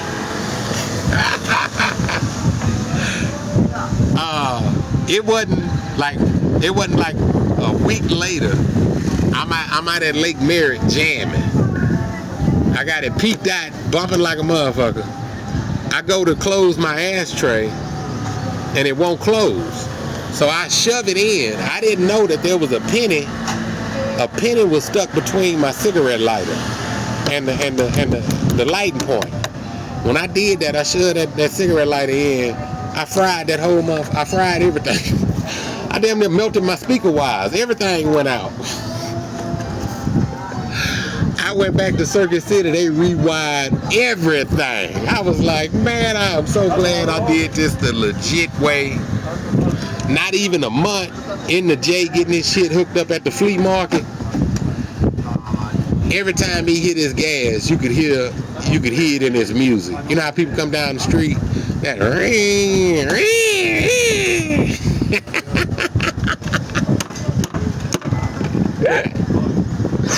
Yeah, I was like, oh man, but yeah, I always love the music. Everything I drive, well, back then I beat it out. That's why I had a Benz one time. I had that big body Benz. I got it like in when did I get that Benz? I can't remember. I had that Benz, but it was like a '93 Benz. That was the first year they started making the big body.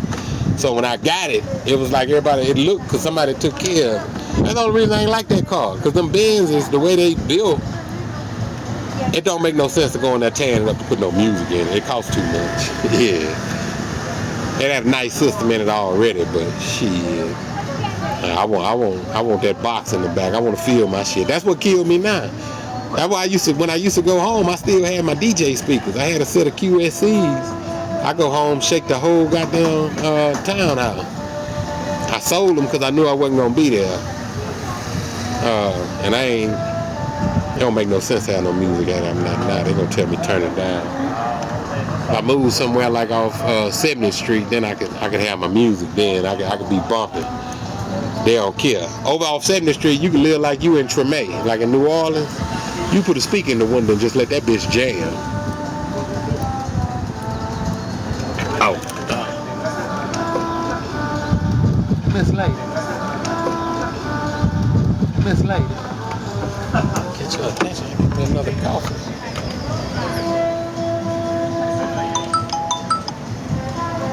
Yeah, but this a whole day for me. I don't do shit. I come walk over here. Probably when I leave here, take the long way home or some shit.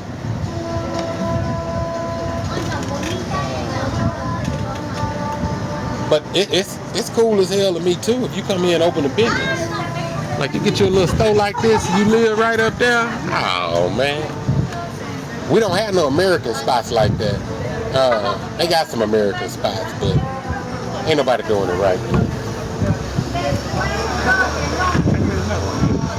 See, yeah. But this is what life's supposed to be.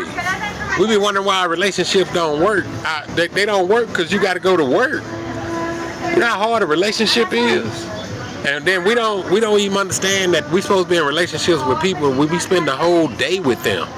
If you look at your great-grandmother relationship with your great-grandfather, we flipped the script.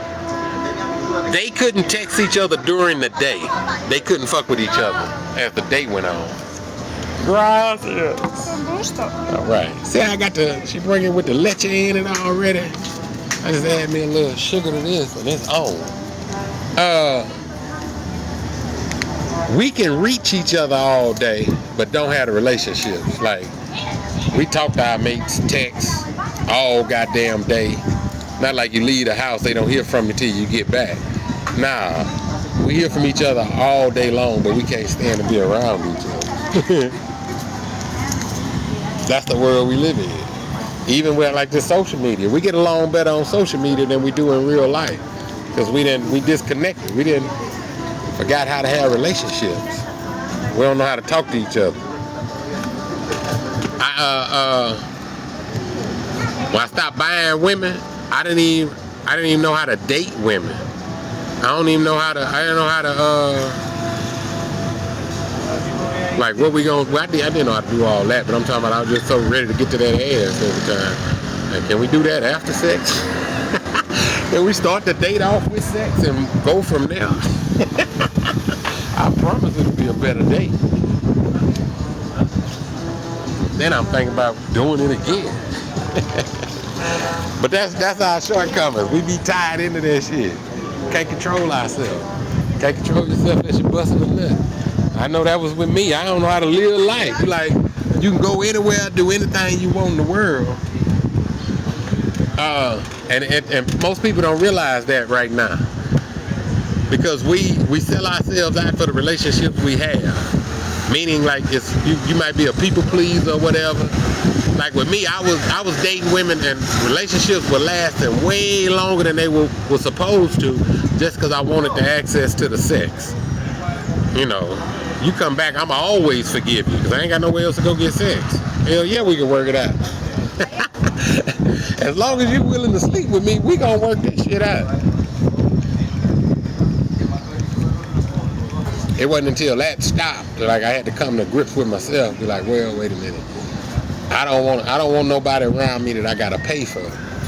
So I don't want nobody just in my face laughing, smiling because they see a better life. You know what I'm saying? I don't want none of that. I don't want nobody that gotta depend on, I don't know, I just feel like you gotta trick somebody else into taking care of your ass. And then you with somebody waiting on you to die.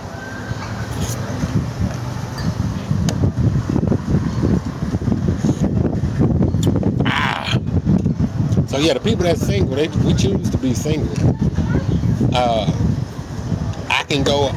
I could be right back in a relationship just like I was before, but it'd be just like that other one. I'm messing with somebody that's,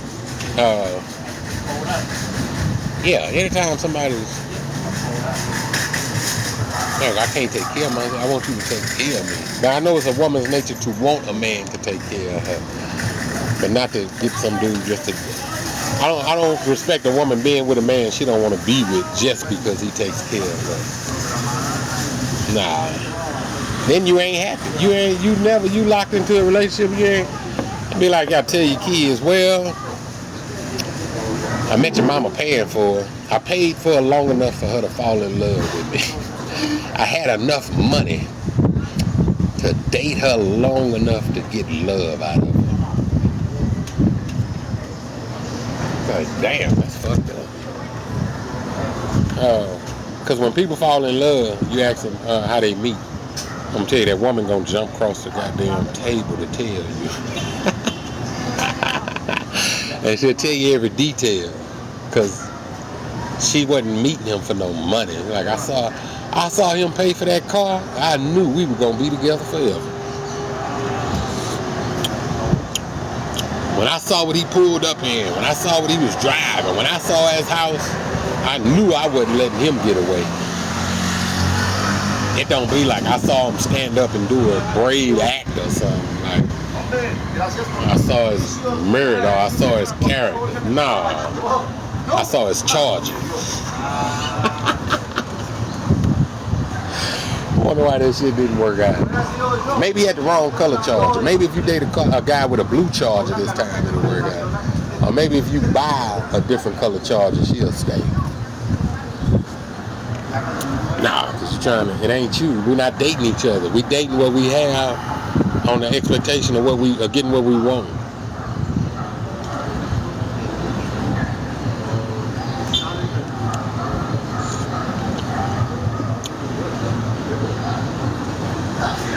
Bless you.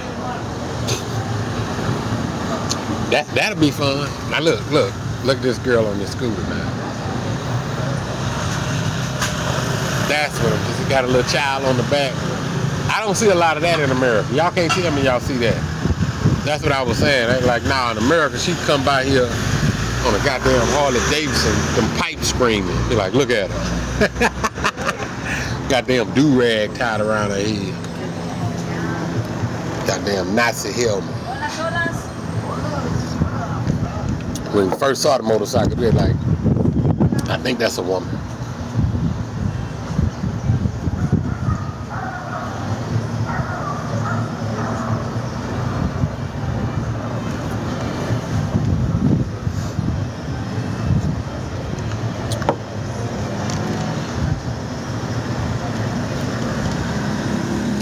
Rico Suave. He got his bag too.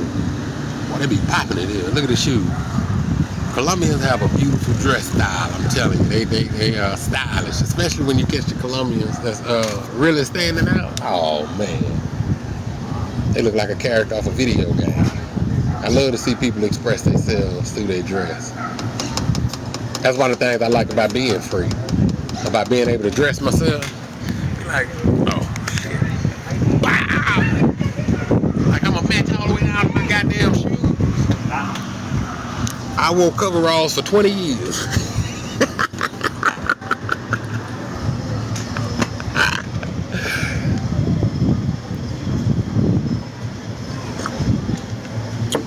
Oh yeah. Under that helmet, she be a knockout, goddamn.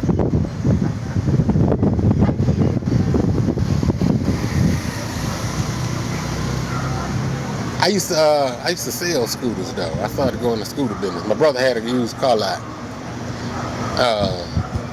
My brother had a used car lot about 25 years now. I ain't never had a used car license. Ain't that a bitch?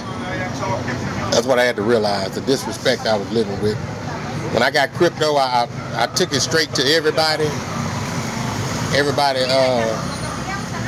Man, I wrote for the hood. I'm telling you, when I say I wrote up and down the goddamn boulevard, talking to everybody, trying to, if everybody had done nothing but listen to me, everybody I know would be retired over here right now. We would own this fucking building. No shit. And then even once I got over here and started trying to help the people, like that helium project I was telling you about, I couldn't get involved because there was such a demand for that Wi-Fi unit to make that money that helium didn't make. When you get involved with these crypto projects, you're gonna find out that it's the people that make up the company. So it's like you literally build a company. So they will give you the schematics on how to build the helium miner in order to mine and join their network. And then a company out there were building them and selling them. So I was like, shit, I had the money too then.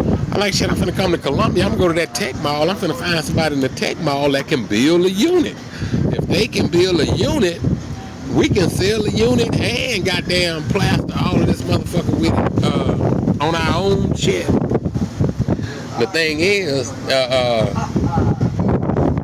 when the crypto market starts to run and all this is going on, the reason why it's so dangerous is because they are getting money to fund the projects that are going to reset the system. It's a way for the government to fund crypto projects indirectly without giving them government money. It's by the people running, giving the people money. So every year when they had that bull run, the crypto market run up, and everybody that's in the companies that got crypto, they the ones with the abundance of it. They sell and take their profit then. The profit they take supposed to be to work on the project during the bear market. But most of them are just pumping dumps. Most of the pumping dumps, in my opinion, are coming from government officials. Our government we don't realize the level of corruption in our government. I give you an example. This is not our government, this is Nike.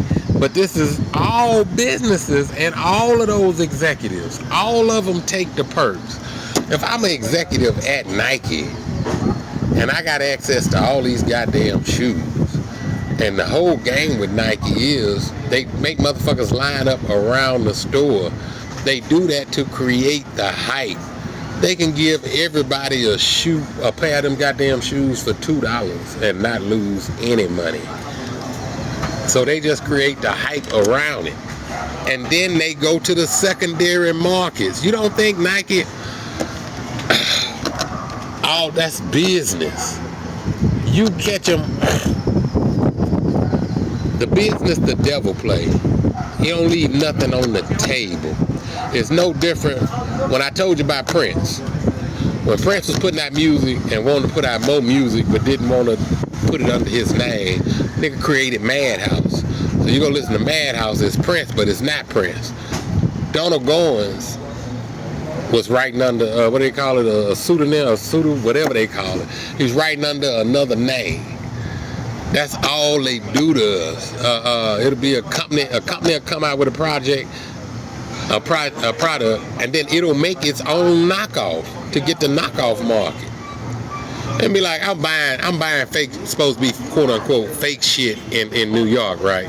You go get the fake purses. Some of that shit ain't fake. You could buy it from the actual factory if they got it at the back door. But some of these people so crazy, they be like, no, I pay for the tags. We pay for people to fuck us and be like, mine's is real. Nothing the devil make is real. It's all fake.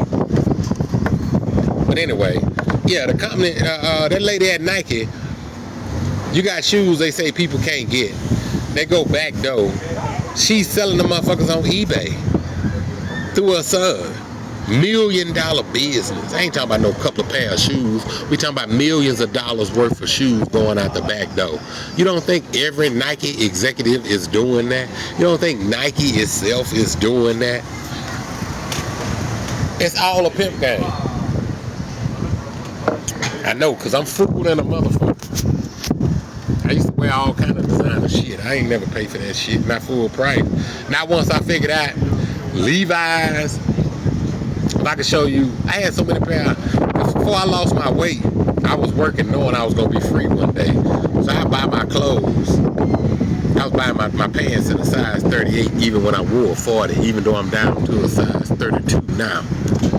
But I had about 25 pair of Levi's at the house I had never worn because I figured out as the seasons change, all these companies, they would just, before all of they aftermarket stock or they overstock, all that shit would hit discount racks. And it would go to like Marshalls and stores like that, Wieners, little lesser stores. What them companies started doing is before they started sending them to those stores, they were liquidating whatever they could through eBay. Like Nike would have an eBay store, but it wouldn't say Nike. But it's Nike. You getting all they shit with the prices still on it. And that shit would be 50% off, 65% off. I get that shit at 75% off sometime. I go through that motherfucker and fill my whole basket up with nothing but they discount shit. I'd have like $1,500 worth of shit. After they get the discounts, you sign up for an email, get another 15% off. That shit be about $400. Because they was moving it. And then everything that you didn't buy, all those odd sizes and all that, you just catch at Marshalls, TJ Maxx, Phallus, Paralis. It show up there. It show up there like 2-3 months later. I'd be like, this is everything they couldn't sell on the internet side. Oh yeah, they killed Michael Jackson and Prince. They killed everybody with the music business. All that shit about Puffy finna come out, all that's finna change the whole music industry. If anybody on here from Houston, I reached out to Michael Watts just to see if he's gonna call me back. Because most people don't realize what's going on. Michael Watts got fucked over because he started the record company, launched all them niggas' careers early on, but because of copyright laws, he couldn't exercise his talent because he was a DJ.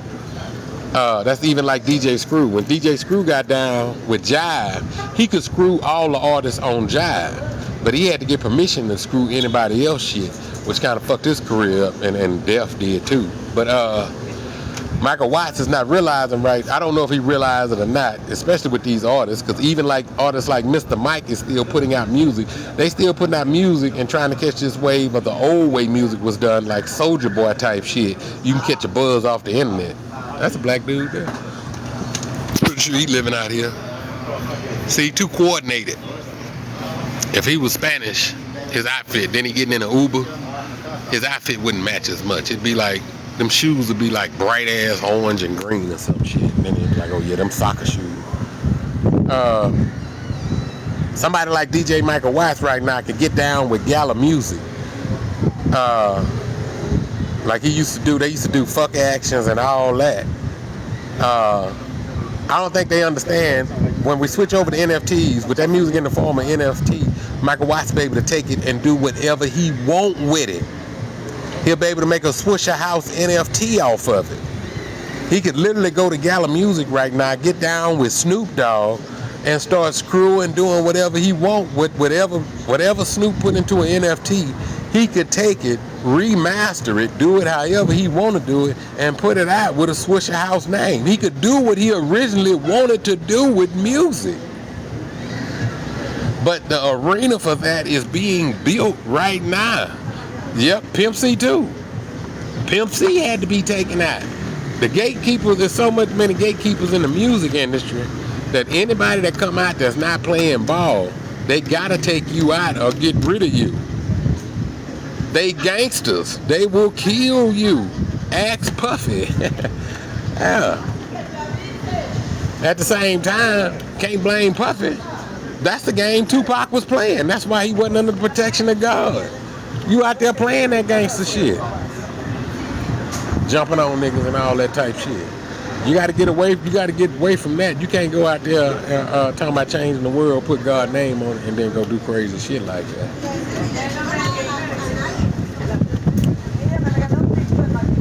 Yeah, you put yourself in a position where the devil could touch you. That's how the devil works. But yeah, Pimp C, when y'all, okay, we gonna come back to this video. I said on some more videos too. We'll come back to all this. People don't understand what's going on in the music industry. Tory Lanez sold his album for $1. He made $1 million in a minute. He sold 1 million copies of his album. You haven't heard, seen, well, they put him in jail.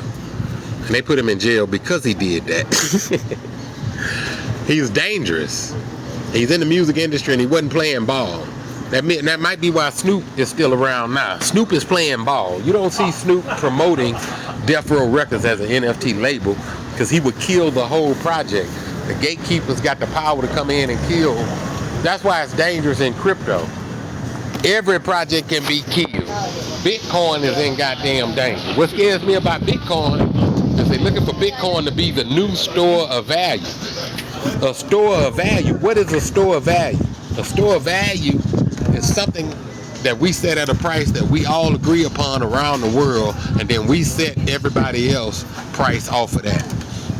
Meaning, the dollar is the world reserve currency. The world reserve currency under this financial system that we living under now, if it was ran properly, which ain't no way to do that, because it's a fuck system.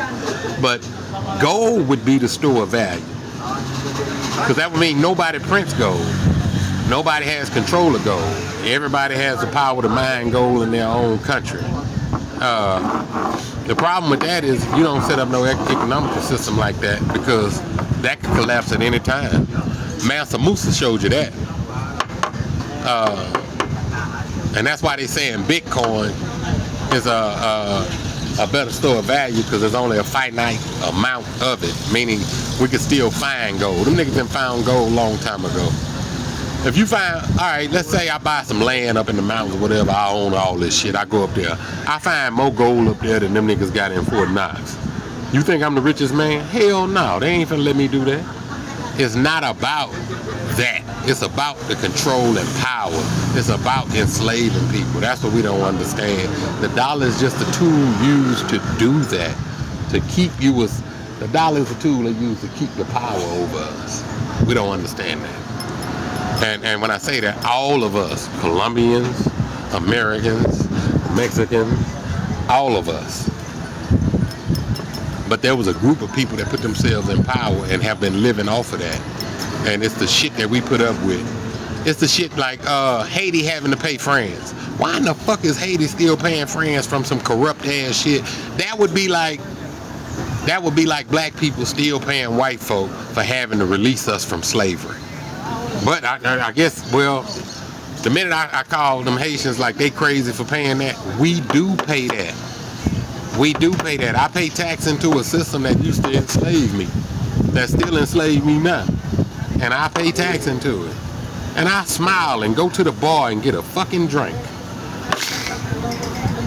And pay. I'ma act normal.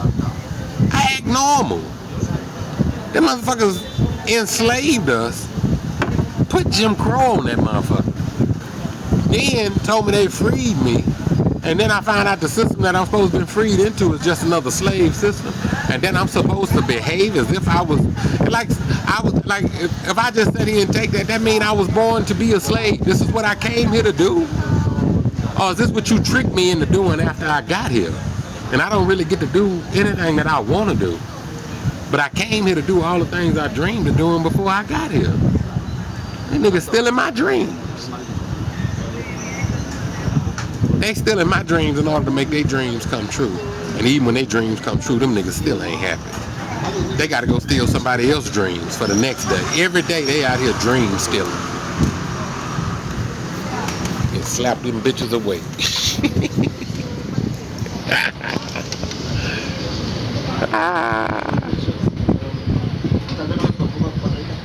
I've been on a rant again.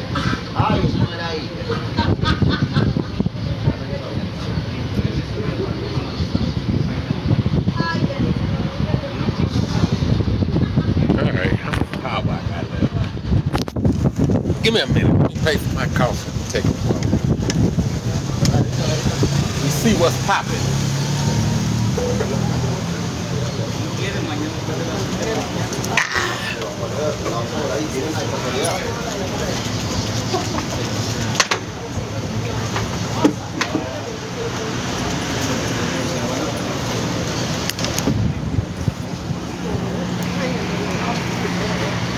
I started walking over here because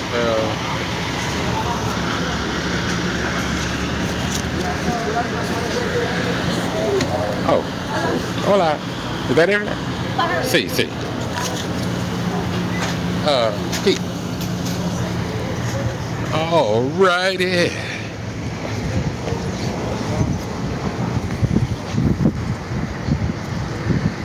And when you're looking at this too, you're looking at all of Colombia.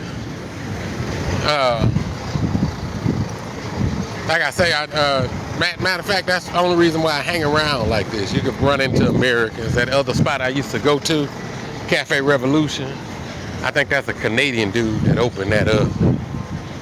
See, look, that's back where I just had my coffee. So it's like it's just nothing but Americans that come in, not Americans, just English-speaking motherfuckers. Come hang out, look at each other. Take their computers out, act like they work. Motherfucker ain't doing it. I'm trying to break into other people's laptops. Yeah.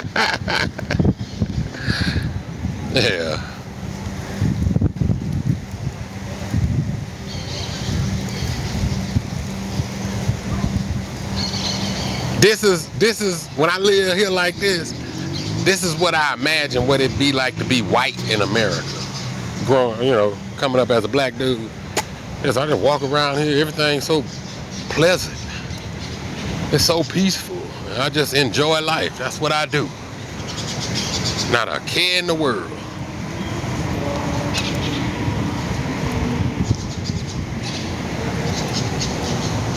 Look at how beautiful this is. Beautiful this is. Yeah.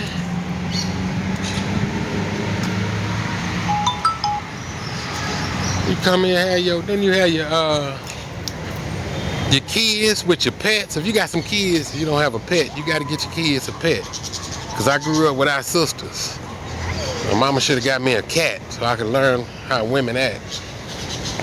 Yeah, that's what I needed, my cat. Cause my cat is teaching me so much discipline that I could carry over into a relationship.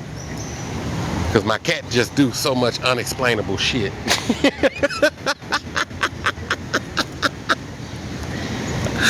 And act like it just didn't do that shit. I'll fuck some shit up and just be like, yeah, go on fix that. I'll be like, wait a minute now, this is a relationship. It go both ways. And my cat be like, yeah, get on it. Just walk up to me like, yeah, come here, I want to be rubbed right now. I'm like, wait a minute, hold on. I was just trying to play with you. You didn't want to play? Nah, I didn't want to play then. I want to play right now. I say, oh, man, yeah. Oh. See, I like this shit like this. You got the park right there. And you live right there. That's your patio. Man, you got your barbecue pit out there. Man, you sitting out there all day. Because I'm telling you, when in the evening, that park will be crowded. These people will be sitting out all the way. I love that tree right there too. That's a cold tree. These balconies, people gonna be out there. See, they got their cat net up. I gotta get a cat net. They'll be out there in their windows, because although they don't have balconies, when those windows come up like that, it's just like having a balcony. You can sit right there at the window.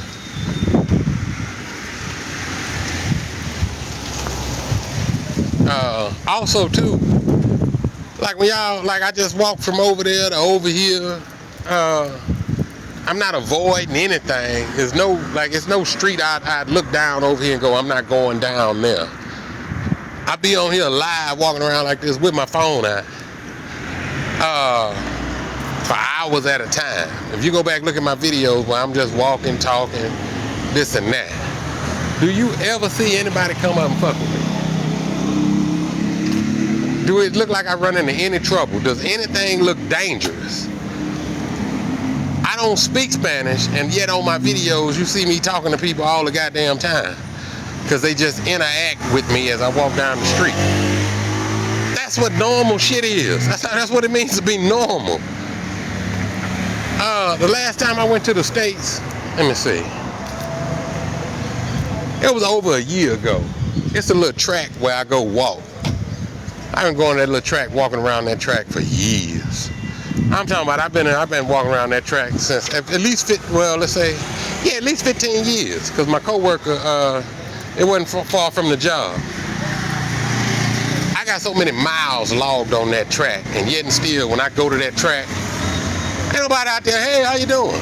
No, even the motherfuckers I didn't see. If I go back out there right now, and it's other people that's been out there all that time. I'm lucky if they speak to me, they not even gonna be like, hey, where you been? You know, we haven't seen none of that shit. But I can come out here and have that conversation with somebody that don't even speak English. I say, God damn, that's America. I was walking around that track. There's a part to where you could see the whole track from the parking lot. There's one little part that swings around in a corner. It was a lady in front of me. Now, she walking toward me. I'm walking toward her. I got my workout shit on. I got headphones on. I'm sweating. And she walking toward me. This motherfucker, before she got to me, she stopped and picked up a stick. Yeah. At first, I didn't catch it. But you know, just being a black man like this bitch just pick up a stick because we in the back of the park? The fuck am I gonna do to you? This is what I do, and then it's like for me to be able to time this shit for both us to be back here at the same goddamn time. I was like, this motherfucker think I'm a threat. So I pass her up, right? And I'm just dwelling on the shit. And then there's a squirrel, right? I'm coming and there's a squirrel that's sitting at the tree. And I remember thinking to myself, uh-oh, you better run, Mr. Squirrel. Here come the big bad black man. You know that motherfucking squirrel stood right there, just chewing on that goddamn nut. I ran straight the fuck by that squirrel. It did not goddamn me move. I say, this bitch picked up a stick, and the squirrel is not threatened by me. Yeah, that tripped me out. I'll never forget that. I say, God damn. So from then on, I was just like, fuck this. I'm finna start fucking with these squirrels, these trees, these ants, because these people just ain't goddamn me worth it. But at the same time, everybody that's out there running around that track, I take my hat off to them because they caught up in all that mental trauma. They caught up in all that bullshit. They not back at home sitting on their couch. They ain't got time to speak to me because they got too much shit going on. I'm in another world. I done broke free from that shit. I'm running around here smiling, picking flowers and shit. I made me a friend out on that trail. Me and, what's her name? I call her the mushroom lady. Because she was out there taking pictures of the mushrooms. I fuck around, come across her, you know, me and her out there all day. Like, shit, I done found me another human being. And you never used to look at us and be like, look at that big old black dude with that little white lady. She look like a little Jewish lady or some shit. It just don't match.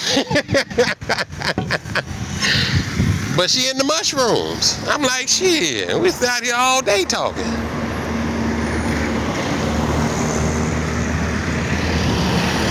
And that's why I say you don't know who in your tribe. You don't know who you gonna vibe with. You come out here with that black shit. That's why you got two friends. You try to find them a black friends. You lucky to find two motherfuckers you can fuck with like that. you open yourself up to everybody though. You open yourself up to the world. Some of the greatest, name me a leader no matter what color he is, and then show me who he admired. If he was a good leader, he's diverse. Motherfucker read everybody. Hold on. Motherfucker be, I got some words of wisdom from Gandhi. You know how many white leaders listen to Martin Luther King or Malcolm X? What's that? That Mao motherfucker? All of this. Frederick Douglass said you should read every book you get your hands on. He ain't say read every book a nigga wrote. Look at that, that's pleasant too. I love these little streets like this. The thing about this is if you live on this street like them people right there, everybody gonna know you. Everybody. Okay, they talk that dangerous shit. It's dangerous because it's unfamiliar to you. If you came got you an Airbnb right here, I don't care if you a single woman, whatever, you 4 feet tall. If you right there, after about a month of living here, you just coming and going. If you a regular human being, meaning you pass by here every day like, hold on. I don't know where they at, but you just speak to them. If you passing by there speaking to them, they gonna speak to you every day. That's the other reason why I carried my flower in my backpack. I left the house the other day, I didn't have my flower in my backpack. 2 people didn't recognize me. If I got my flower in my backpack, everybody gonna speak to me when I walk down the street.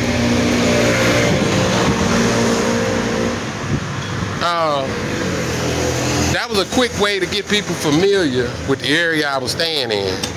And then, wherever I stay, you take care of the homeless people around where you stay for sure. And when I say take care of them, I mean, because they don't be moving too far. They always like right there. So by the end of the day, I did that even when I was in Panama. Because I was in Panama staying, Costco Vallejo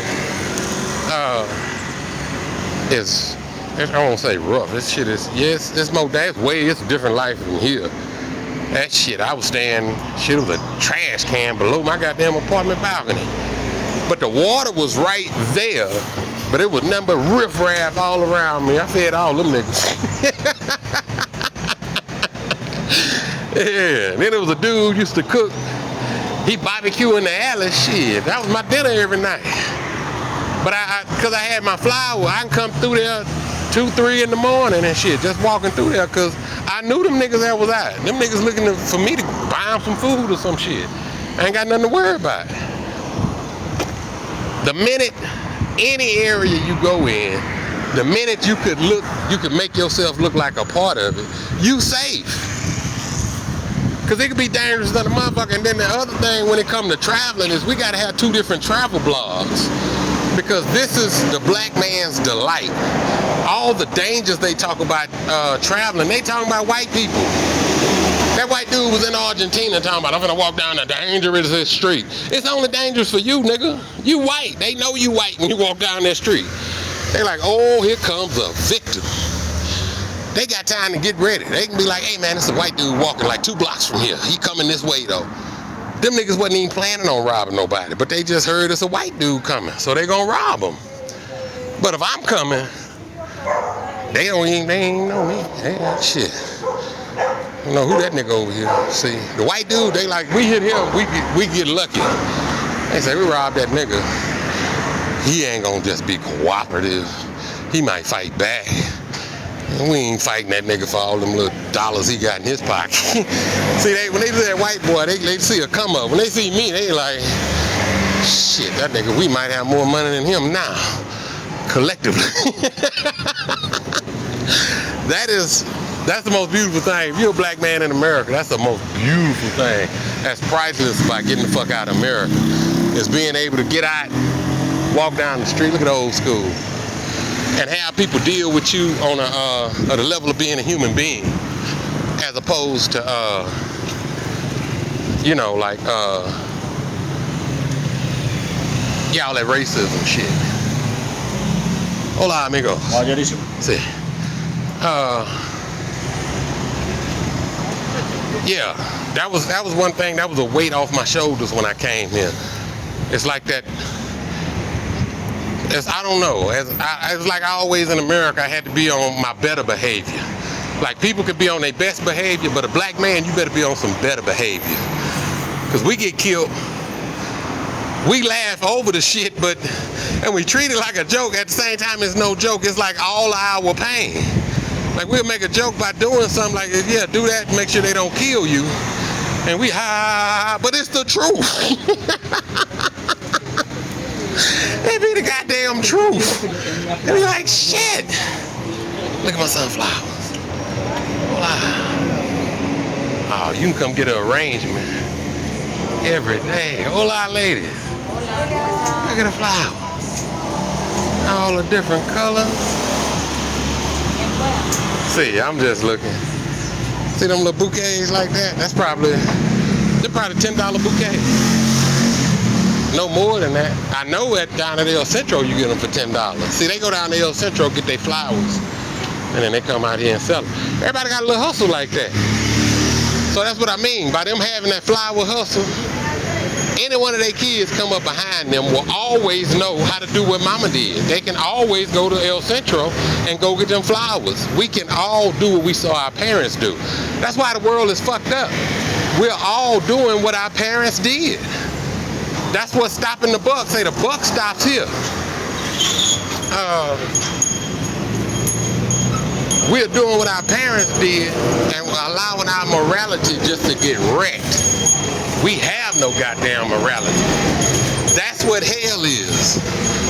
They say you got heaven or hell, right? What they say heaven is? They say heaven is up there. Where's hell? Hell is down there. How do we measure heaven and hell? In my opinion, I could measure heaven or hell by our morality bar. You want to know where we are?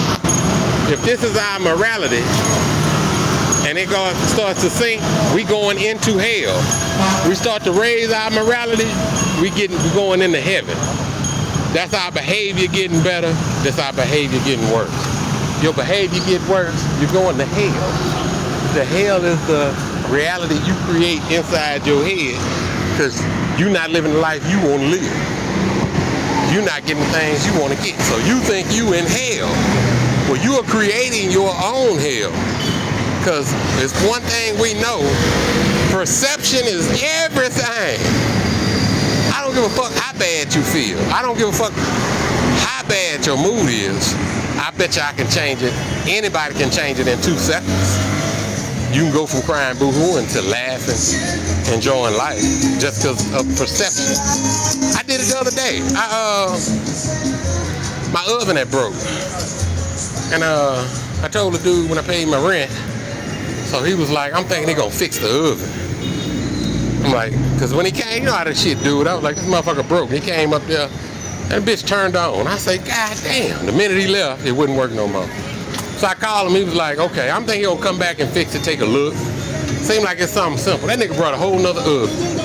They came in there and slid that other motherfucker out and slid that other oven. Look at her. Hell, beautiful dress. Don't lie. That nigga slid that oven out and put that other oven in. They changed it out in like 2 minutes, right? When they came in, threw the door open, I wasn't thinking about nothing. I was trying to help them get the oven and all this shit, right? And then they leave. I'm sitting there, I'm chilling, I'm still fucking around on the internet, whatever. It's about a half hour go by. And then I go, okay. I get up and I'm go like, Mr. Ash, where you at? I hadn't thought about my cat. I was like, I ain't seen Mr. Ash. Matter of fact, I ain't seen Mr. Ash since they came put the oven in. I didn't even think to put him in the other room so he don't run out the door. Man, my whole world just, you talking about hitting the panic button, grab, I'm like running around the house, Mr. Ash, Mr. Ash. I'm like, oh Lord, this motherfucker done got out. When they opened the door for the oven, and this nigga probably run around the building, I hope he ain't got out the building. I'm talking about my world was upside down till that nigga walked around the corner. Yeah. Now I say that to say, it brought me so much joy and relief for him to walk around that corner. There was some shit I was stressing over before that. You know, just life shit that didn't even matter. I felt so good when I found my goddamn cat. It was like nothing was wrong in my life. I was like, shit. That's how powerful we are. We have the power to change our perception like that every day. And it's hard for us to do that because we think we got to lie to ourselves to do it. That's that manifestation when they be like, oh, all you got to do is want it. The reason why you just can't want it is because deep down you don't think you deserve it. The reason why you don't think you deserve it is because you think nobody loves you. You don't believe in God. Even when we say we believe in God, we only believe in God to a certain extent. I believe in God just so long as my needs are met.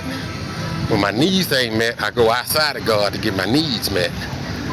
That outside of God is what brings us all that shit. That's what I stopped fucking with people because my wisdom told me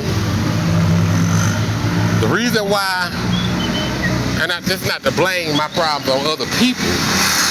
My problem with my problems because of what I allowed other people to do to me and get away with by me not taking up for myself. Then when I take up for myself, I kick them niggas out of my life because they used to running over me. I don't know if they want to be friends with a nigga that don't let them run over them. You see what I'm saying? I don't know if they want to be friends with this new nigga. This new nigga, you know how your friends be kind of playing with you. This new nigga, you know how your friends be kind of playing with you. Respect with, I'm gonna put probably about 5 or 10 on it. Cause I'm gonna let him know and everybody else around, I don't play that shit. And that's some shit he might have got away with it before, cause I'd be like in my head, it wouldn't be I'd be afraid of him. I'd be like, well, I don't want to make a big deal if it really wasn't nothing, if it really was a mistake. And people try to low-key disrespect you like that. And I was the king of that shit. Them niggas was so used to low-key disrespecting me that I had to move out of Houston to change my life, cause I'd have been slapping them niggas from now till the cows come home if I was still there. And that was the other lesson God had to teach me about letting all that bullshit go. Because before I could even get wrapped in that, God was showing me how good my life was about to be. Why would I want to go and fuck it up over some shit like that? They say, why would I need to go back and check some niggas that I think disrespect me when I wasn't standing up for myself? Nah, I just keep right on rolling. If the phone rings from the old school, I just keep right on rolling. Cause they calling that nigga I used to be. They not calling me.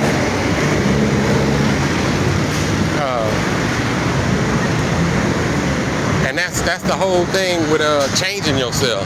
The hardest part about changing yourself is changing to the people that are around you. Changing yourself is changing the people around you. The person that you're not happy with is the person everybody else is happy with. That's why a true friend is kicking you in your ass when you fuck up. A true friend is trying to make you be better. Them other motherfuckers don't mind you being a fuck up. They expect it from you. And you probably are the number one fuck up. And all that don't matter till you start trying to get your shit together.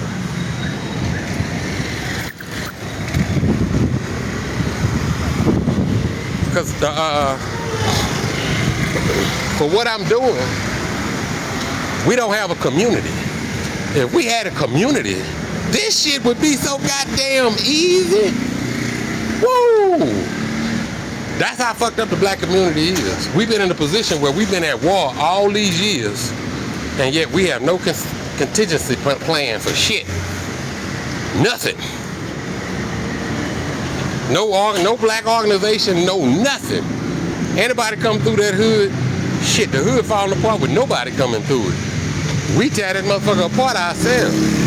So that's why I say it don't make no sense to align with nothing black. You aligning with the weakest shit you can align with. Like shit, you killing yourself before you get started.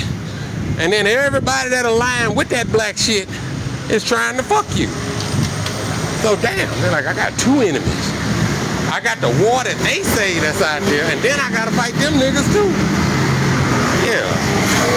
You think when Malcolm X, remember the part in Malcolm X movie where they beat the shit out that brother in Harlem and they had him in the jail and wouldn't give him medical attention or nothing? And Malcolm went down there, and all them people were saying like, what he gonna do? What he gonna do? What he gonna do? Malcolm marched down there and took them brothers with him, had them brothers lined up out there. You know the discipline it take to do that? You know you can't find. If he had 25 motherfuckers out there with him, you can't find 25 motherfuckers with that heart right now today. You can't find it. Do you think when Malcolm lined up out there, them dudes behind him were cheating on their wives, fucking over their kids, doing any of that type shit? You think any of them dudes into that bullshit? Or you think they were about handling business for their neighborhood? You think if one of them got out of line, the other one next to him wouldn't check him? You think they were out there for their own selfish reasons? Nah, I don't think so. I know Malcolm wasn't. I know I done did the goddamn homework. I done did the research. I ain't found nothing but sellouts, but I can't find shit on Malcolm. Malcolm is one dude I know. I can't find nothing but that dude gave his life for us. Malcolm is the closest I get to Jesus.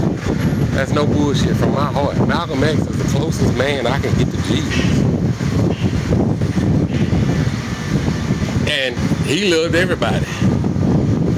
That's why they had to kill him. Because he was gonna come out with the message after he went to Mecca and found out all this shit just a game. I ain't playing this game no more. He had to go. And in my opinion, it cost them to take out Malcolm. Malcolm was protected. Malcolm was somebody they couldn't fuck with. But he was so dangerous, they could not have that, they couldn't have Malcolm energy on the planet. Let me see. I gotta look at my map now. I've been walking. I was headed back toward the house. But now, where the fuck am I at? I'm at the park if I walk. Hold on. So I gotta pull out my map. That's why we cyborgs. Oh, damn. Oh, fuck it. I keep walking this way. I'm in San Javier. I'll walk up there and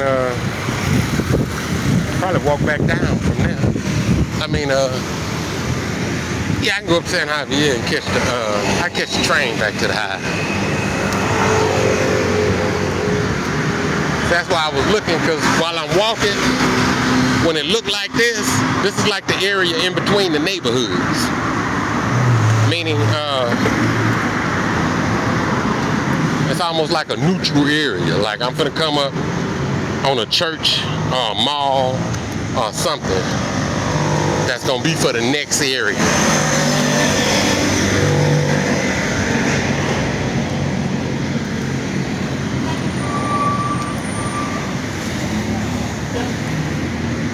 And that's the other thing now too. They're gonna come with that universal income.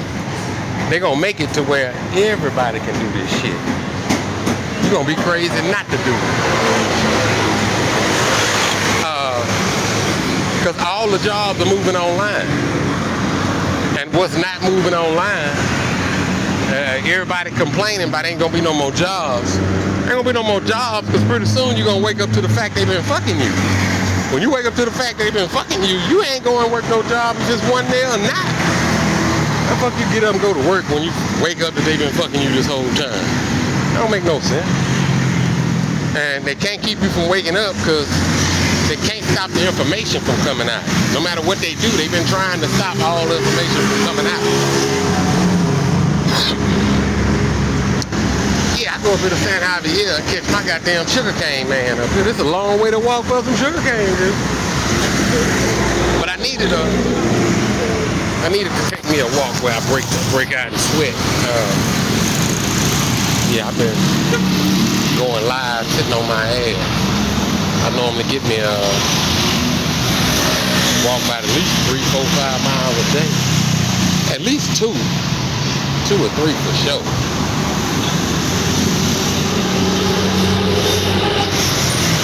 And that's just doing this right here.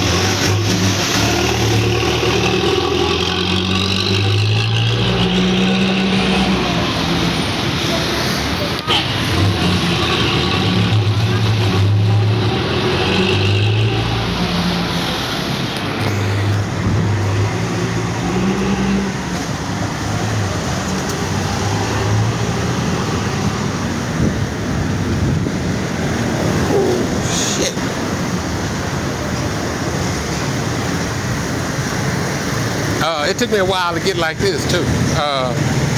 When I first started leaving America, yeah, we are not used to walking at all.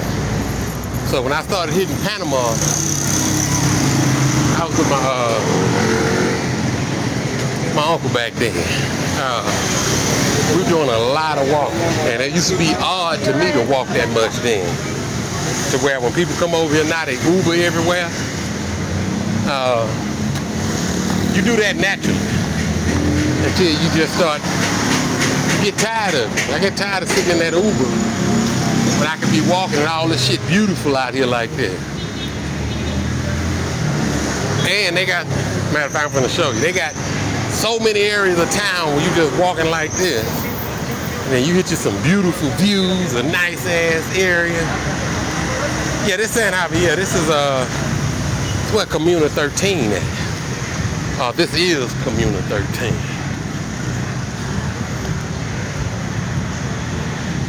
But this is not, this is the area, but this is not the tourist Comuna 13. That's up the hill.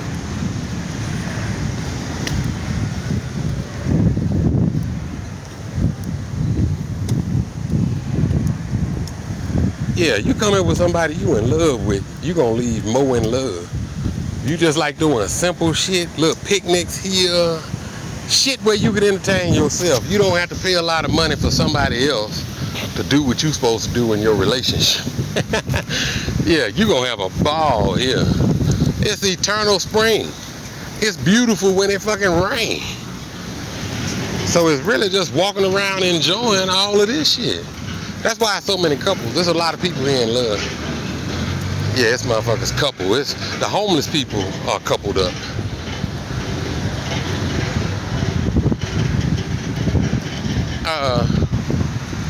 I'm gonna say this too. When they talk about the difference between Colombia and America, right? It is a mentality.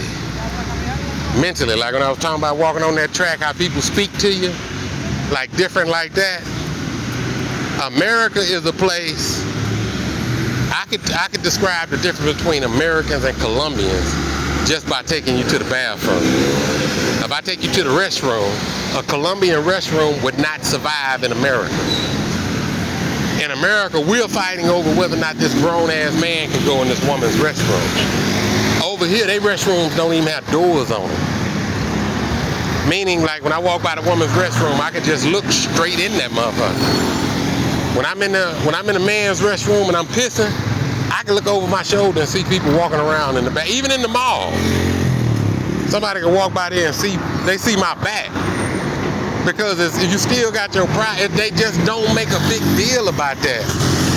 Whereas in America, man, they gotta pass so many laws. Look at that shit.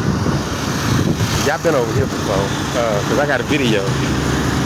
And I was just doing my little music video. We're gonna cross this street and run up these stairs and go to the other side of this little thing right here. We can get by. I ain't got no health insurance. I can't get run over in Colombia. All I got is me. See how the Colombians cross? It takes me longer to cross the street because I don't know Spanish.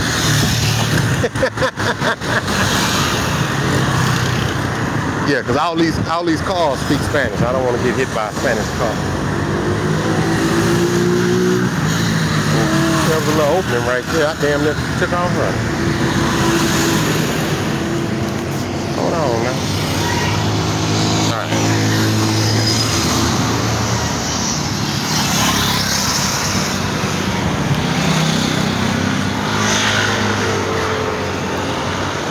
This is all of Colombia too, like little areas like this. That's why it's so adventurous to walk around this motherfucker. You just keep running into either another university, another school, another area. And they have a lot of their schooling is centered around nature, agriculture type shit, growing plants or something shit like that. See the shit? We're gonna go up to the top over here and go down on the other side.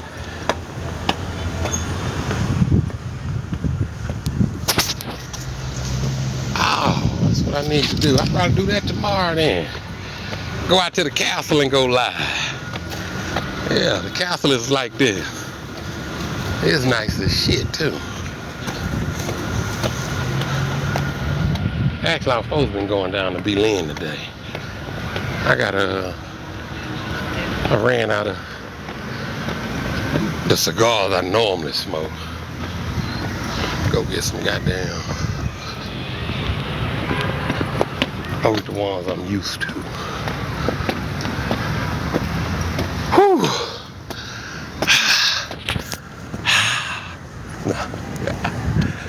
Oh shit. That's what I need. I need to start working out. After coming up here, going from here to run, I get winded too quick. Who was that old skinny nigga all out of shape over there? I'm in shape, I'm just out of breath.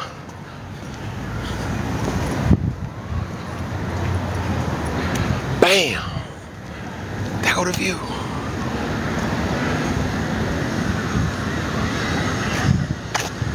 See, look at that. Beautiful. Oh man. There's a light breeze blowing across here. I got a little light precipitation on me. So I ain't looking at highs over there. Like, what y'all doing? What's for dinner? Got that goddamn balcony over there chill.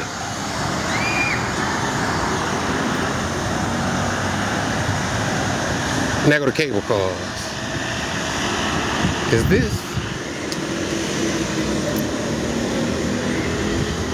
See the cable car going up over there?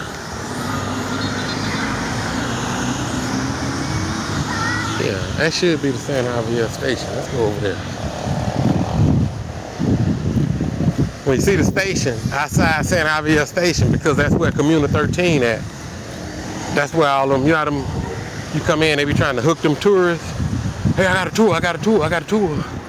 There's a lot of that over there. But unlike other places here, I kept trying to figure that out. I'm so used to everywhere I go, American being the biggest tourist there. Colombia has been so secluded for so long, and South America in general, that when they go on vacation, there's a lot of other people from South America. It's more, I think there are more people here that just live in South America that's on vacation here than actual Americans. They have a boatload of hotels up and down 70th Street. That ain't for Americans. That's for Latin. They have Latin, like all those tours be in Spanish and shit. Matter of fact, that right there, that's a tour. They don't speak no English. Look how beautiful this is. Just walking across here. Oh. What up, man? I like that afro. Check them out. Alright. That's where we just came from. We were down right over there and went up those stairs. Alright.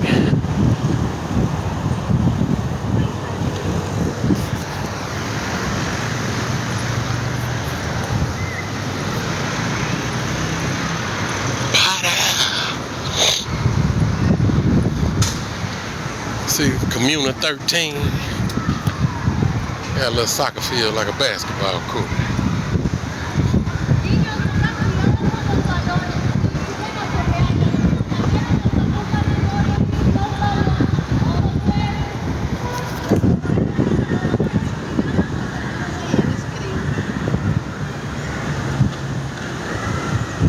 So that's the tour group going hit the cable cars right there.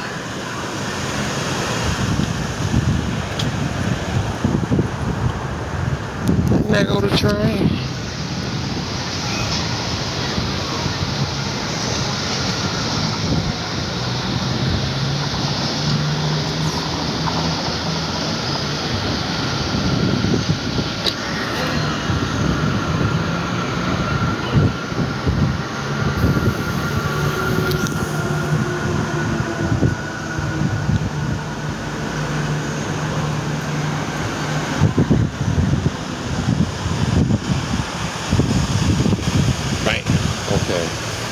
I'm gonna show you the subway map. This is the map. This is where I live, Floresta. This is where I'm at right here now. Like I say, it's 2 stops down from San Javier. Where is it at on here?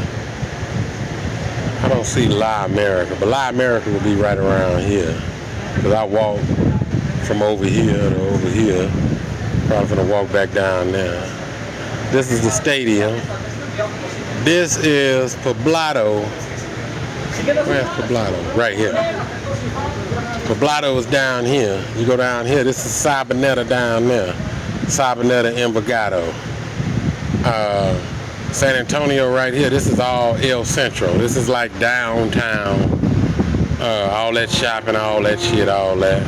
That's Botanical back up this way. This is below up here. That's why I say you can move up in this area, be secluded. This probably had the least amount of Americans staying in it. Because down here, Envigado, Sabaneta is where everybody that's been here a while been here. So when you get here, you go to Poblado. That's the first tourist stop. You're going to stay there. More than likely, when you leave there, you're going to come over here to Laureles. You're going to be in this area. Laureles, Floresta, Belen, around there. Ooh, this is a beautiful area over here too. I thought they got Boston is over here also. But yeah, I went to a mall over here. That is just off the chain. But that's about the gist of it. All right, that's the tour group. That's another tour group. We gotta go down over here though. Yeah, I'd have to pay. I went in there, I'd have to pay to get on that train. I ain't finna get on the train yet. I gotta go get my sugar cane juice.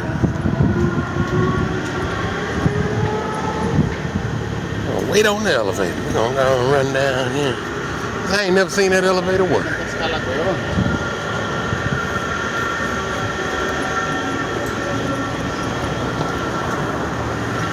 That's where Juliana live over here. I ain't seen Juliana in forever. I think she in the same spot. We're gonna go. We'll yell from the ground up to her balcony. See if she come out. See if she at his highs.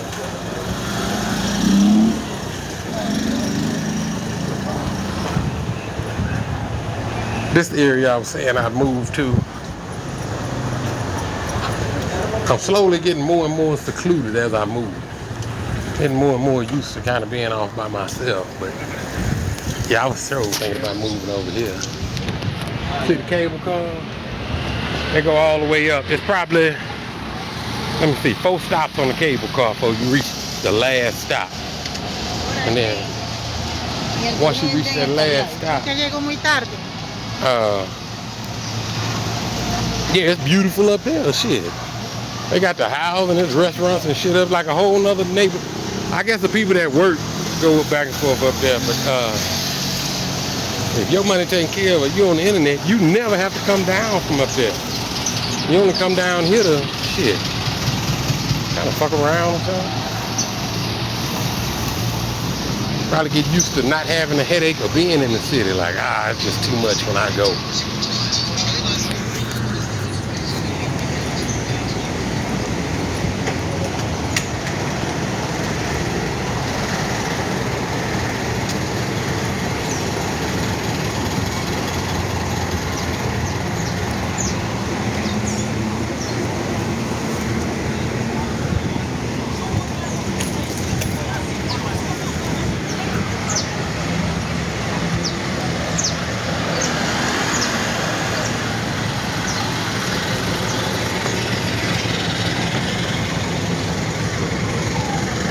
You'll see what I'm talking about. We turn this corner up here.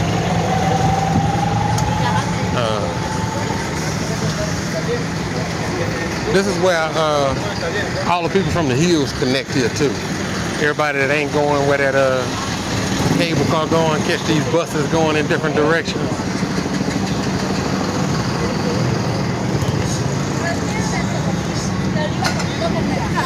This is San Javier. It's not as crowded up here because it's during the week. I don't know what the day is. Nice little restaurants and shit down there. All of that, all of that, all of that. Look at that. Got a superhero walking around here like normal people. These people that get a tours and all that. See if we get you a tour to Comuna 13. Just come right here and get it. Where my man at? Oh shit. Yeah, the sugarcane man ain't even out there. How he gonna make his money? He don't come to work. This is a tour group right here. Fall in with the tour group.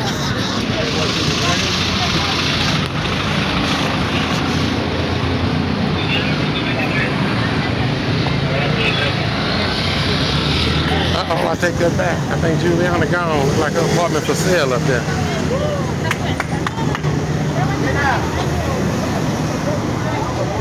We all gonna get in this cab?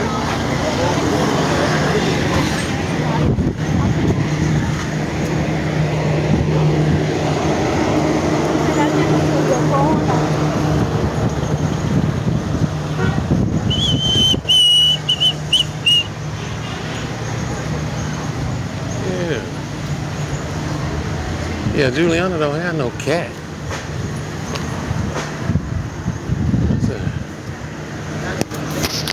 I don't know. It'd probably be easy just to call her, but I don't do that shit. Juliana! Juliana! See if she answers.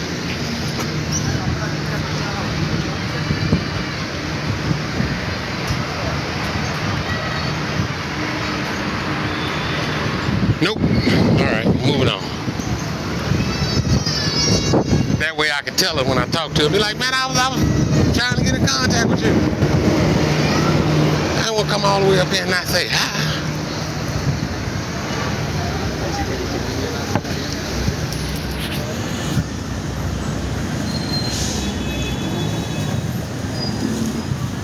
See what I mean? Like, this is a whole nother area doing their thing.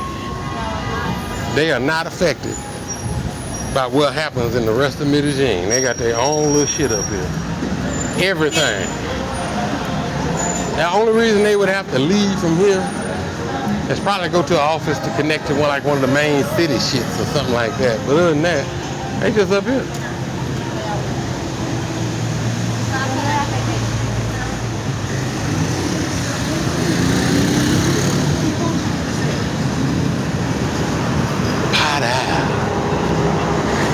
That's what I like about it. It's like that's a little secluded area. You come up here and chill.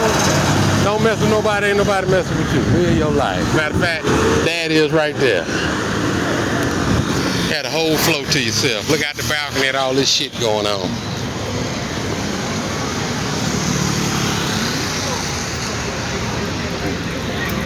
Ooh, ooh, ooh. I gotta take a piss though. I'm looking for the best place to relieve myself.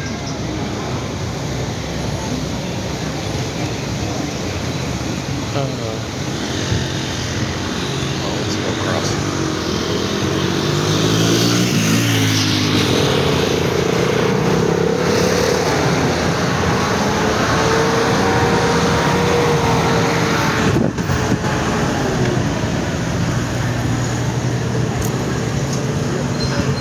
Hola.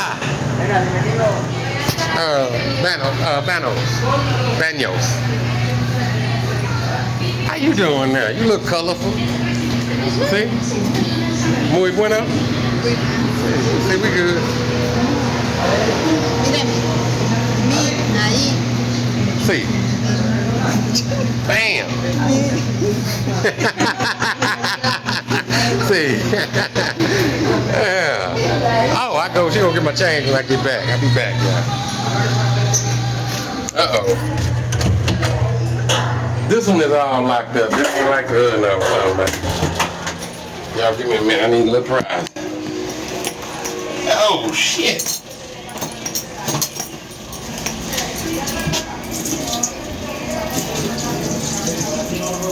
She could tell I had to piss. She's like, go ahead, handle your business. shit.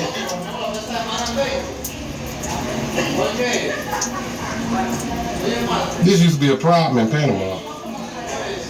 That's what it seemed like. The richer the area is, the harder it is to find somewhere to piss. Like, goddamn. Like, y'all gonna make me piss on the sidewalk.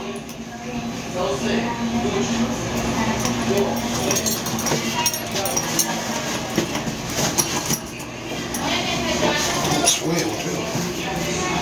Uh-oh, I might walk to the house now. I was finna jump on the train. I can walk the rest of the way to the house and call it a day. All right.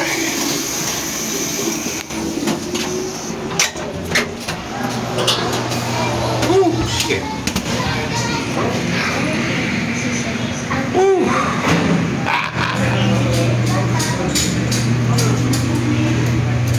Gracias, chicas. All right, y'all. That's my little girlfriend right there. Say bye. There she goes. All right.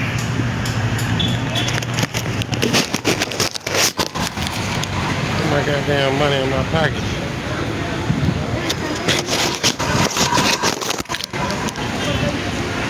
Yeah.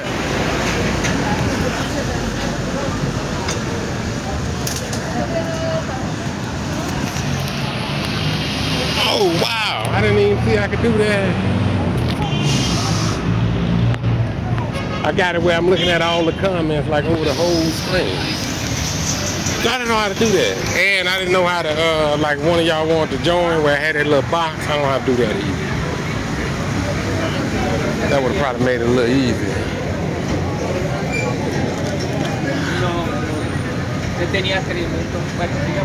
See, you want to tour Community 13? Oh, wait a minute. I said I was going to walk back. Then they got that watermelon over there.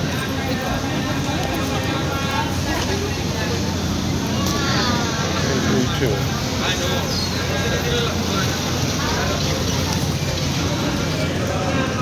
Hold on, let me see. I just need to. I got to look at the map. Get what direction I'm walking in straight. Bam! Oh. Let me see. I'll show y'all. We walk up the street and then we come back and we bump my nose.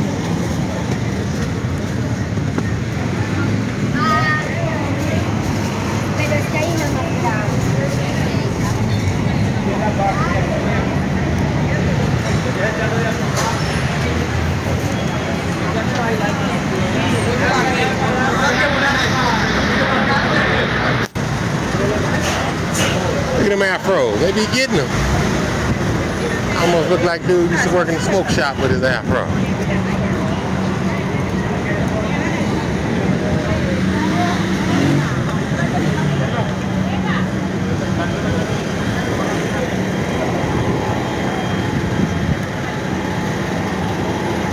Look at all this fresh fruits and vegetables. You just passing this every day.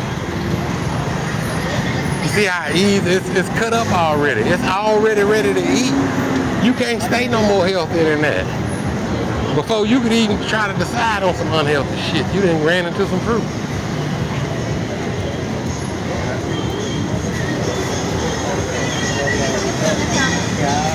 That's the ATM you use when you come to Colombia. Sir Blanco, the green motherfucker, green and black. It'll let you get $500 out at a time. You take $1,000 out in one day. That's how I navigate here. I don't, when they be talking about like how do you service this and all that, I got an ATM machine. I just do everything in cash. Yeah, that's about it. Only reason you need something more than that are those people that's making like large purchases here. They might be getting a house or some shit like that or something big where they need to transfer large amounts of money. Yeah. It get hard to do business then, but that's people that don't know crypto. you know, crypto, you go right around all that shit. You transfer any kind of money anywhere in the world to anybody. They already, real businesses that know what they doing already done took their business off the books with people they deal with every day, and only doing the minimum amount of businesses where they have to show their tax returns or some shit like that. Those birds, they don't talk though. And see, like this little strip right here, this is the strip for San Javier. This they main strip. They churches on this strip. They don't have no big mall up here. They got a little mini mall around here somewhere with their Excedo. They got an Excedo up here somewhere. See the meat market? When the last time y'all seen one like that? Just by itself. Not in the store, just a meat market. That's all they do is meat.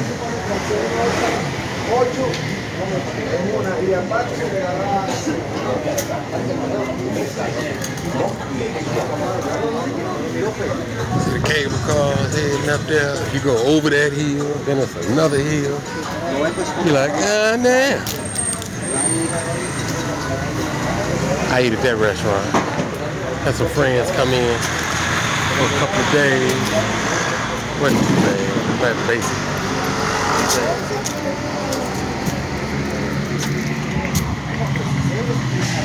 Hola.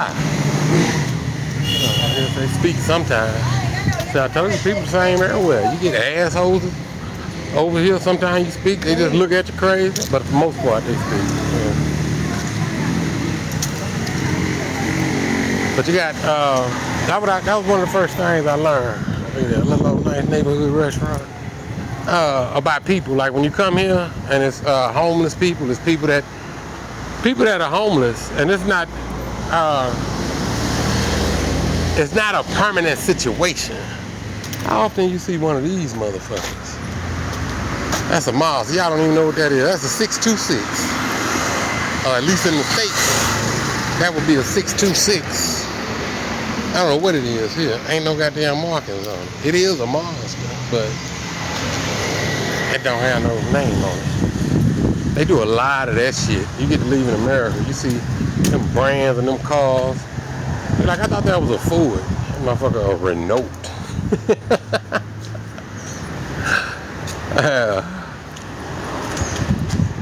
But see how pleasant this is?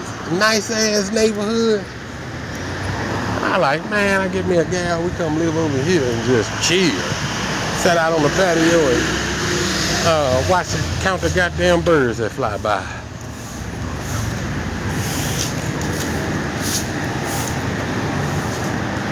That was a hard part too, like dating and all that. Like it was too hard for me to get somebody to do this with me because everybody had their opinion on how this supposed to be done. Yeah. So motherfuckers that was arguing with me about how to do this, they still trying to figure out how to do it because they too fucking stubborn to see that I'm already fucking doing it. Hey, goddamn. You make life too goddamn hard. So it was a choice, like, do I get this life or stay with this woman and work for somebody else the rest of my goddamn life? Because I'm with somebody that don't want to work with me. They working against me. Yeah, this shit here, when I tell people I could have been done this, I was about to do this for other people. I was gonna retire other people. My friends and shit, I was gonna bring them over here on my ticket. I had to catch myself like, what the fuck you doing? When I started noticing, I like, don't none of these motherfuckers want to even help me help them. So I was like, well, I know one thing I can always do is take care of my motherfucking self. If I stop trying to help other people, I can do so much more for myself. So, yeah, when it come to crypto, it used to be stressful because I was trying to make enough money to retire everybody. When I started saying, oh, it's just me, oh, well, shit, I can retire right now. I don't have to work another day if I'm working for just me. I'm trying to take care of my future and just for me and my kids to make sure we all right. I can stop right now. I work. Can't find no goddamn body to work with me. As a matter of fact, they working against me. I'm trying to retire these niggas, they working against me. The fuck? I was like, okay, y'all just sit there, watch my TikToks.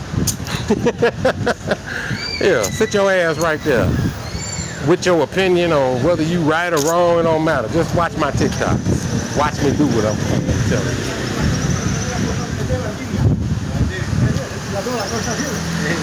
Yo no conozco mi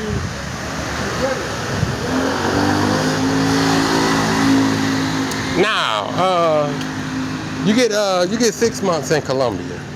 You get the first 3 months automatic, and then you could apply for a second 3 months. That's why when I was looking at like retiring officially, I haven't retired like on paper or none of that shit. Got no visa, no residency. I haven't done any of that shit. I just go where I want to go. Why would I don't, it don't make no sense to me. They make all that shit too. I'm gonna go where and do what I want to do regardless of what they say. And then, it don't make no sense.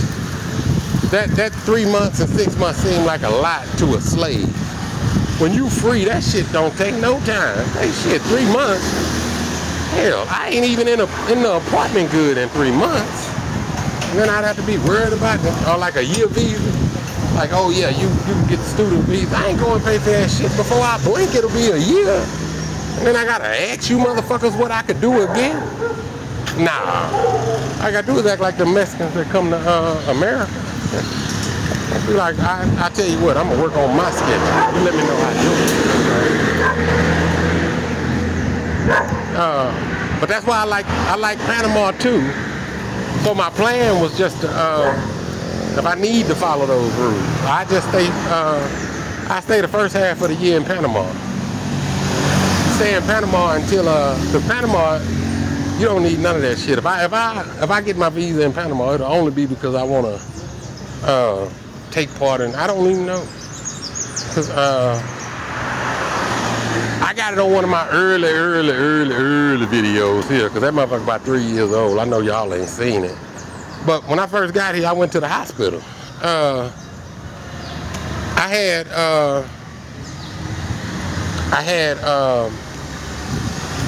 I was having stomach problems in America. Like I say, that whole digestive problem, all of that is connected. It was connected to my mentality. Yeah, I was throwing up everywhere. I had kidney problems. My kidneys had every time them dog niggas came around me, my body couldn't take it no more. Even though my intellect was trying to believe what they were saying, my overall understanding just couldn't take that shit no more. It was like, get away from these niggas. I'm gonna start throwing up till you get your life straight. So when I came over here, it had started happening again, but I was by myself. I was dehydrated.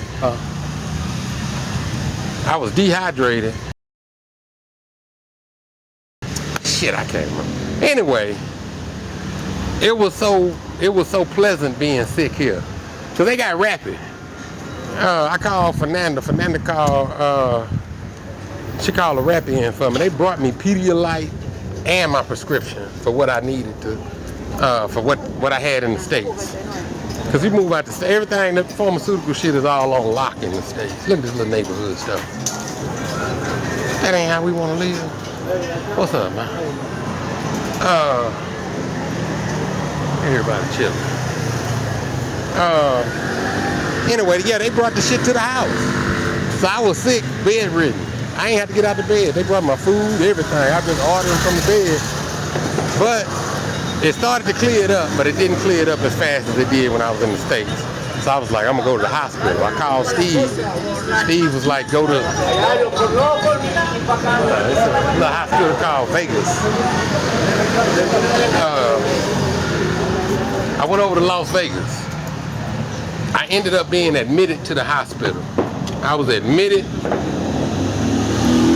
What was it? Okay, before I left the States, I went to the hospital. And they told me I needed to get an MRI done. Yeah, I needed to get the MRI done. And they wanted $1,000 for it. I never played that shit. So I was like, a goddamn $1,000 for an x-ray. And that was my copay. That was the copay. Because normally I just have them do whatever they're gonna do and I just don't pay them. They want $1,000 copay, and I was like, nah, I can't remember how much they wanted. Nah, they wanted $1,000. They wanted me to pay because they knew my history. They wasn't gonna do it unless I paid first. So I was like, fuck y'all. I found somebody that could do it like a private place for $750. And I was like, ain't this a bitch? And this is with insurance. This is with my insurance. This is good insurance, quote unquote. Let's go through here. So that was $750 was the cheapest I can get it done for. I said, fuck it. I'm feeling better. I came over here. It started fucking with me about after 2-3 months of being over here. Like I said, I was already bedridden. I was taking the medicine. I still wasn't feeling better. So I went to the hospital. I go down there. They admitted me. So I ended up spending the night in the hospital. They did my MRI. They did my blood work. They gave me my prescription. They found out I had a gallstone. I had 2 little small ass gallstones. They did all of that. And I ate. I didn't eat dinner. I ate breakfast at the hospital. They brought me breakfast. When I got ready to check out, when I checked in, they took my card and they put $500 on hold. I'm gonna tell you this because my phone's finna die. They put $500 on hold on my card. When I got ready to check out, that total visit was $172. I spent the night in the goddamn hospital. And the level of care I got, I was completely satisfied with. I could not have gotten that level of care in the States. I mean, as far as like just attention, like, hey, we checking on you, all that type shit, just the regular shit. I was like, God damn. Yeah, after I seen that, I was like, shit, I don't need health care here. I can afford to pay out my pocket. That's what the whole thing with community is. A community is a system where we support each other. We support each other because we never know what life is going to bring. But you want to be able to live your life to its fullest and know that if something happens, if you happen to have a misfall or something, you got a way to be taken care of. You got a support system around you that could not take care of you permanently, but that just prop you back up until you get back on your feet and you go act a fool again. That's all it's for. Life is about fucking up. Supposed to be running out here fucking up, having as much fun as we can. The support system is what fixes us when we break. You're like, oh shit, I was out there, I did a little too much. I went a little too far. Let me go back home, reset, get with my people, and we're gonna go out here and do this shit again. You ain't hurting nobody. You ain't making the world a worse place. You're making it, and you ain't got to be making it better. You can just be having fun, just so long as you ain't fucking shit up. I ain't talking about. See, we didn't got to that. We go out to the lake and motherfucking throw dynamite in the lake and shit. Don't understand. We fucking our fishing up for the next 10 years just to have a little fun to see the water go up. Because we don't have a relationship with it. The thing we need to fix up America is we need to form a relationship with each other and our kids again. The best way to do that is to go back out to nature. Don't none of us know how to plant, grow, take care of shit. You learn that shit along the way while you out there bonding. That way we fixing the planet and fixing each other at the same time. Because all this soil could be brought back to life. It could be replenished. Paul Stannis has a whole fucking plan for that, because that's what the fungi does. When they break that shit down, it's about breaking it down, but when it's broken down in its proper perspective, it replenishes the soil. That's how you heal Mother Earth. She could heal herself. We just have to put her in that. We got to get Mother Earth into homostasis or whatever that shit is, to where once she goes into healing, this planet could look completely different in like a 10-year period. We could still make a drastic effect on the generation that's growing up right now. We can still save them. And all we have to do is save the planet by saving ourselves. Anything we do in opposition to that just shows how retarded we are. Anyway, I got like 10% left. I'm gonna listen to some music on the way home. I appreciate y'all listening. Like I told you, look into that. It's not financial advice, but the best thing I would tell you right now, and it's just a shot in the dark, but shit, I'm planning on it hitting, Go to Coinbase, sign up for Coinbase. Look at that Helium T-Mobile coin. It costs you $400 to get 100,000 of them things. That's 100,000. That's 100,000 coins that could change your life without you doing any research. When I was in the bull run last bull run, there were close to, it wasn't 10,000 cryptos. It was like 7,000 cryptos when I first got in. And then it ballooned up to like 10,000, a little over 10,000 during that run. If you look now, it's over 20,000 cryptos out there. So I'm investing in projects that I'm familiar with from last bull run that I saw what they done, and I'm betting that they do it again this bull run. And then I'm spread across 4 or 5 projects. I'm gonna go up there. I haven't been up that way in a while, up around that hospital exit. I went to the botanicals when I first got here. Matter of fact, I went to the botanicals on mushrooms. So maybe I'll do that. I still got some mushrooms at the house. But yeah, that T-Mobile blast, you could look at it, you could research, you go to their website. You could buy a helium miner, but that miner is like, let's say the miner is $250. For $400, you can get 100,000 coins. That miner is you buying it to make the coins that you buy, whereas you could just buy them. You could mine them too, you know. But there's a difference to me. It's just easier just to buy the coins and wait on the price to go up. But if you want to learn about the project and participate in it, like I say, it's $20 unlimited phone service. I don't know what kind of service you get. It started in Miami, so everybody in Miami should be on that motherfucker because it's just cheaper phone service. Anyway, I appreciate y'all taking the time to listen. I just want to tell you that. All glory to God. I will holler at y'all later. Peace out. I'll turn this motherfucker.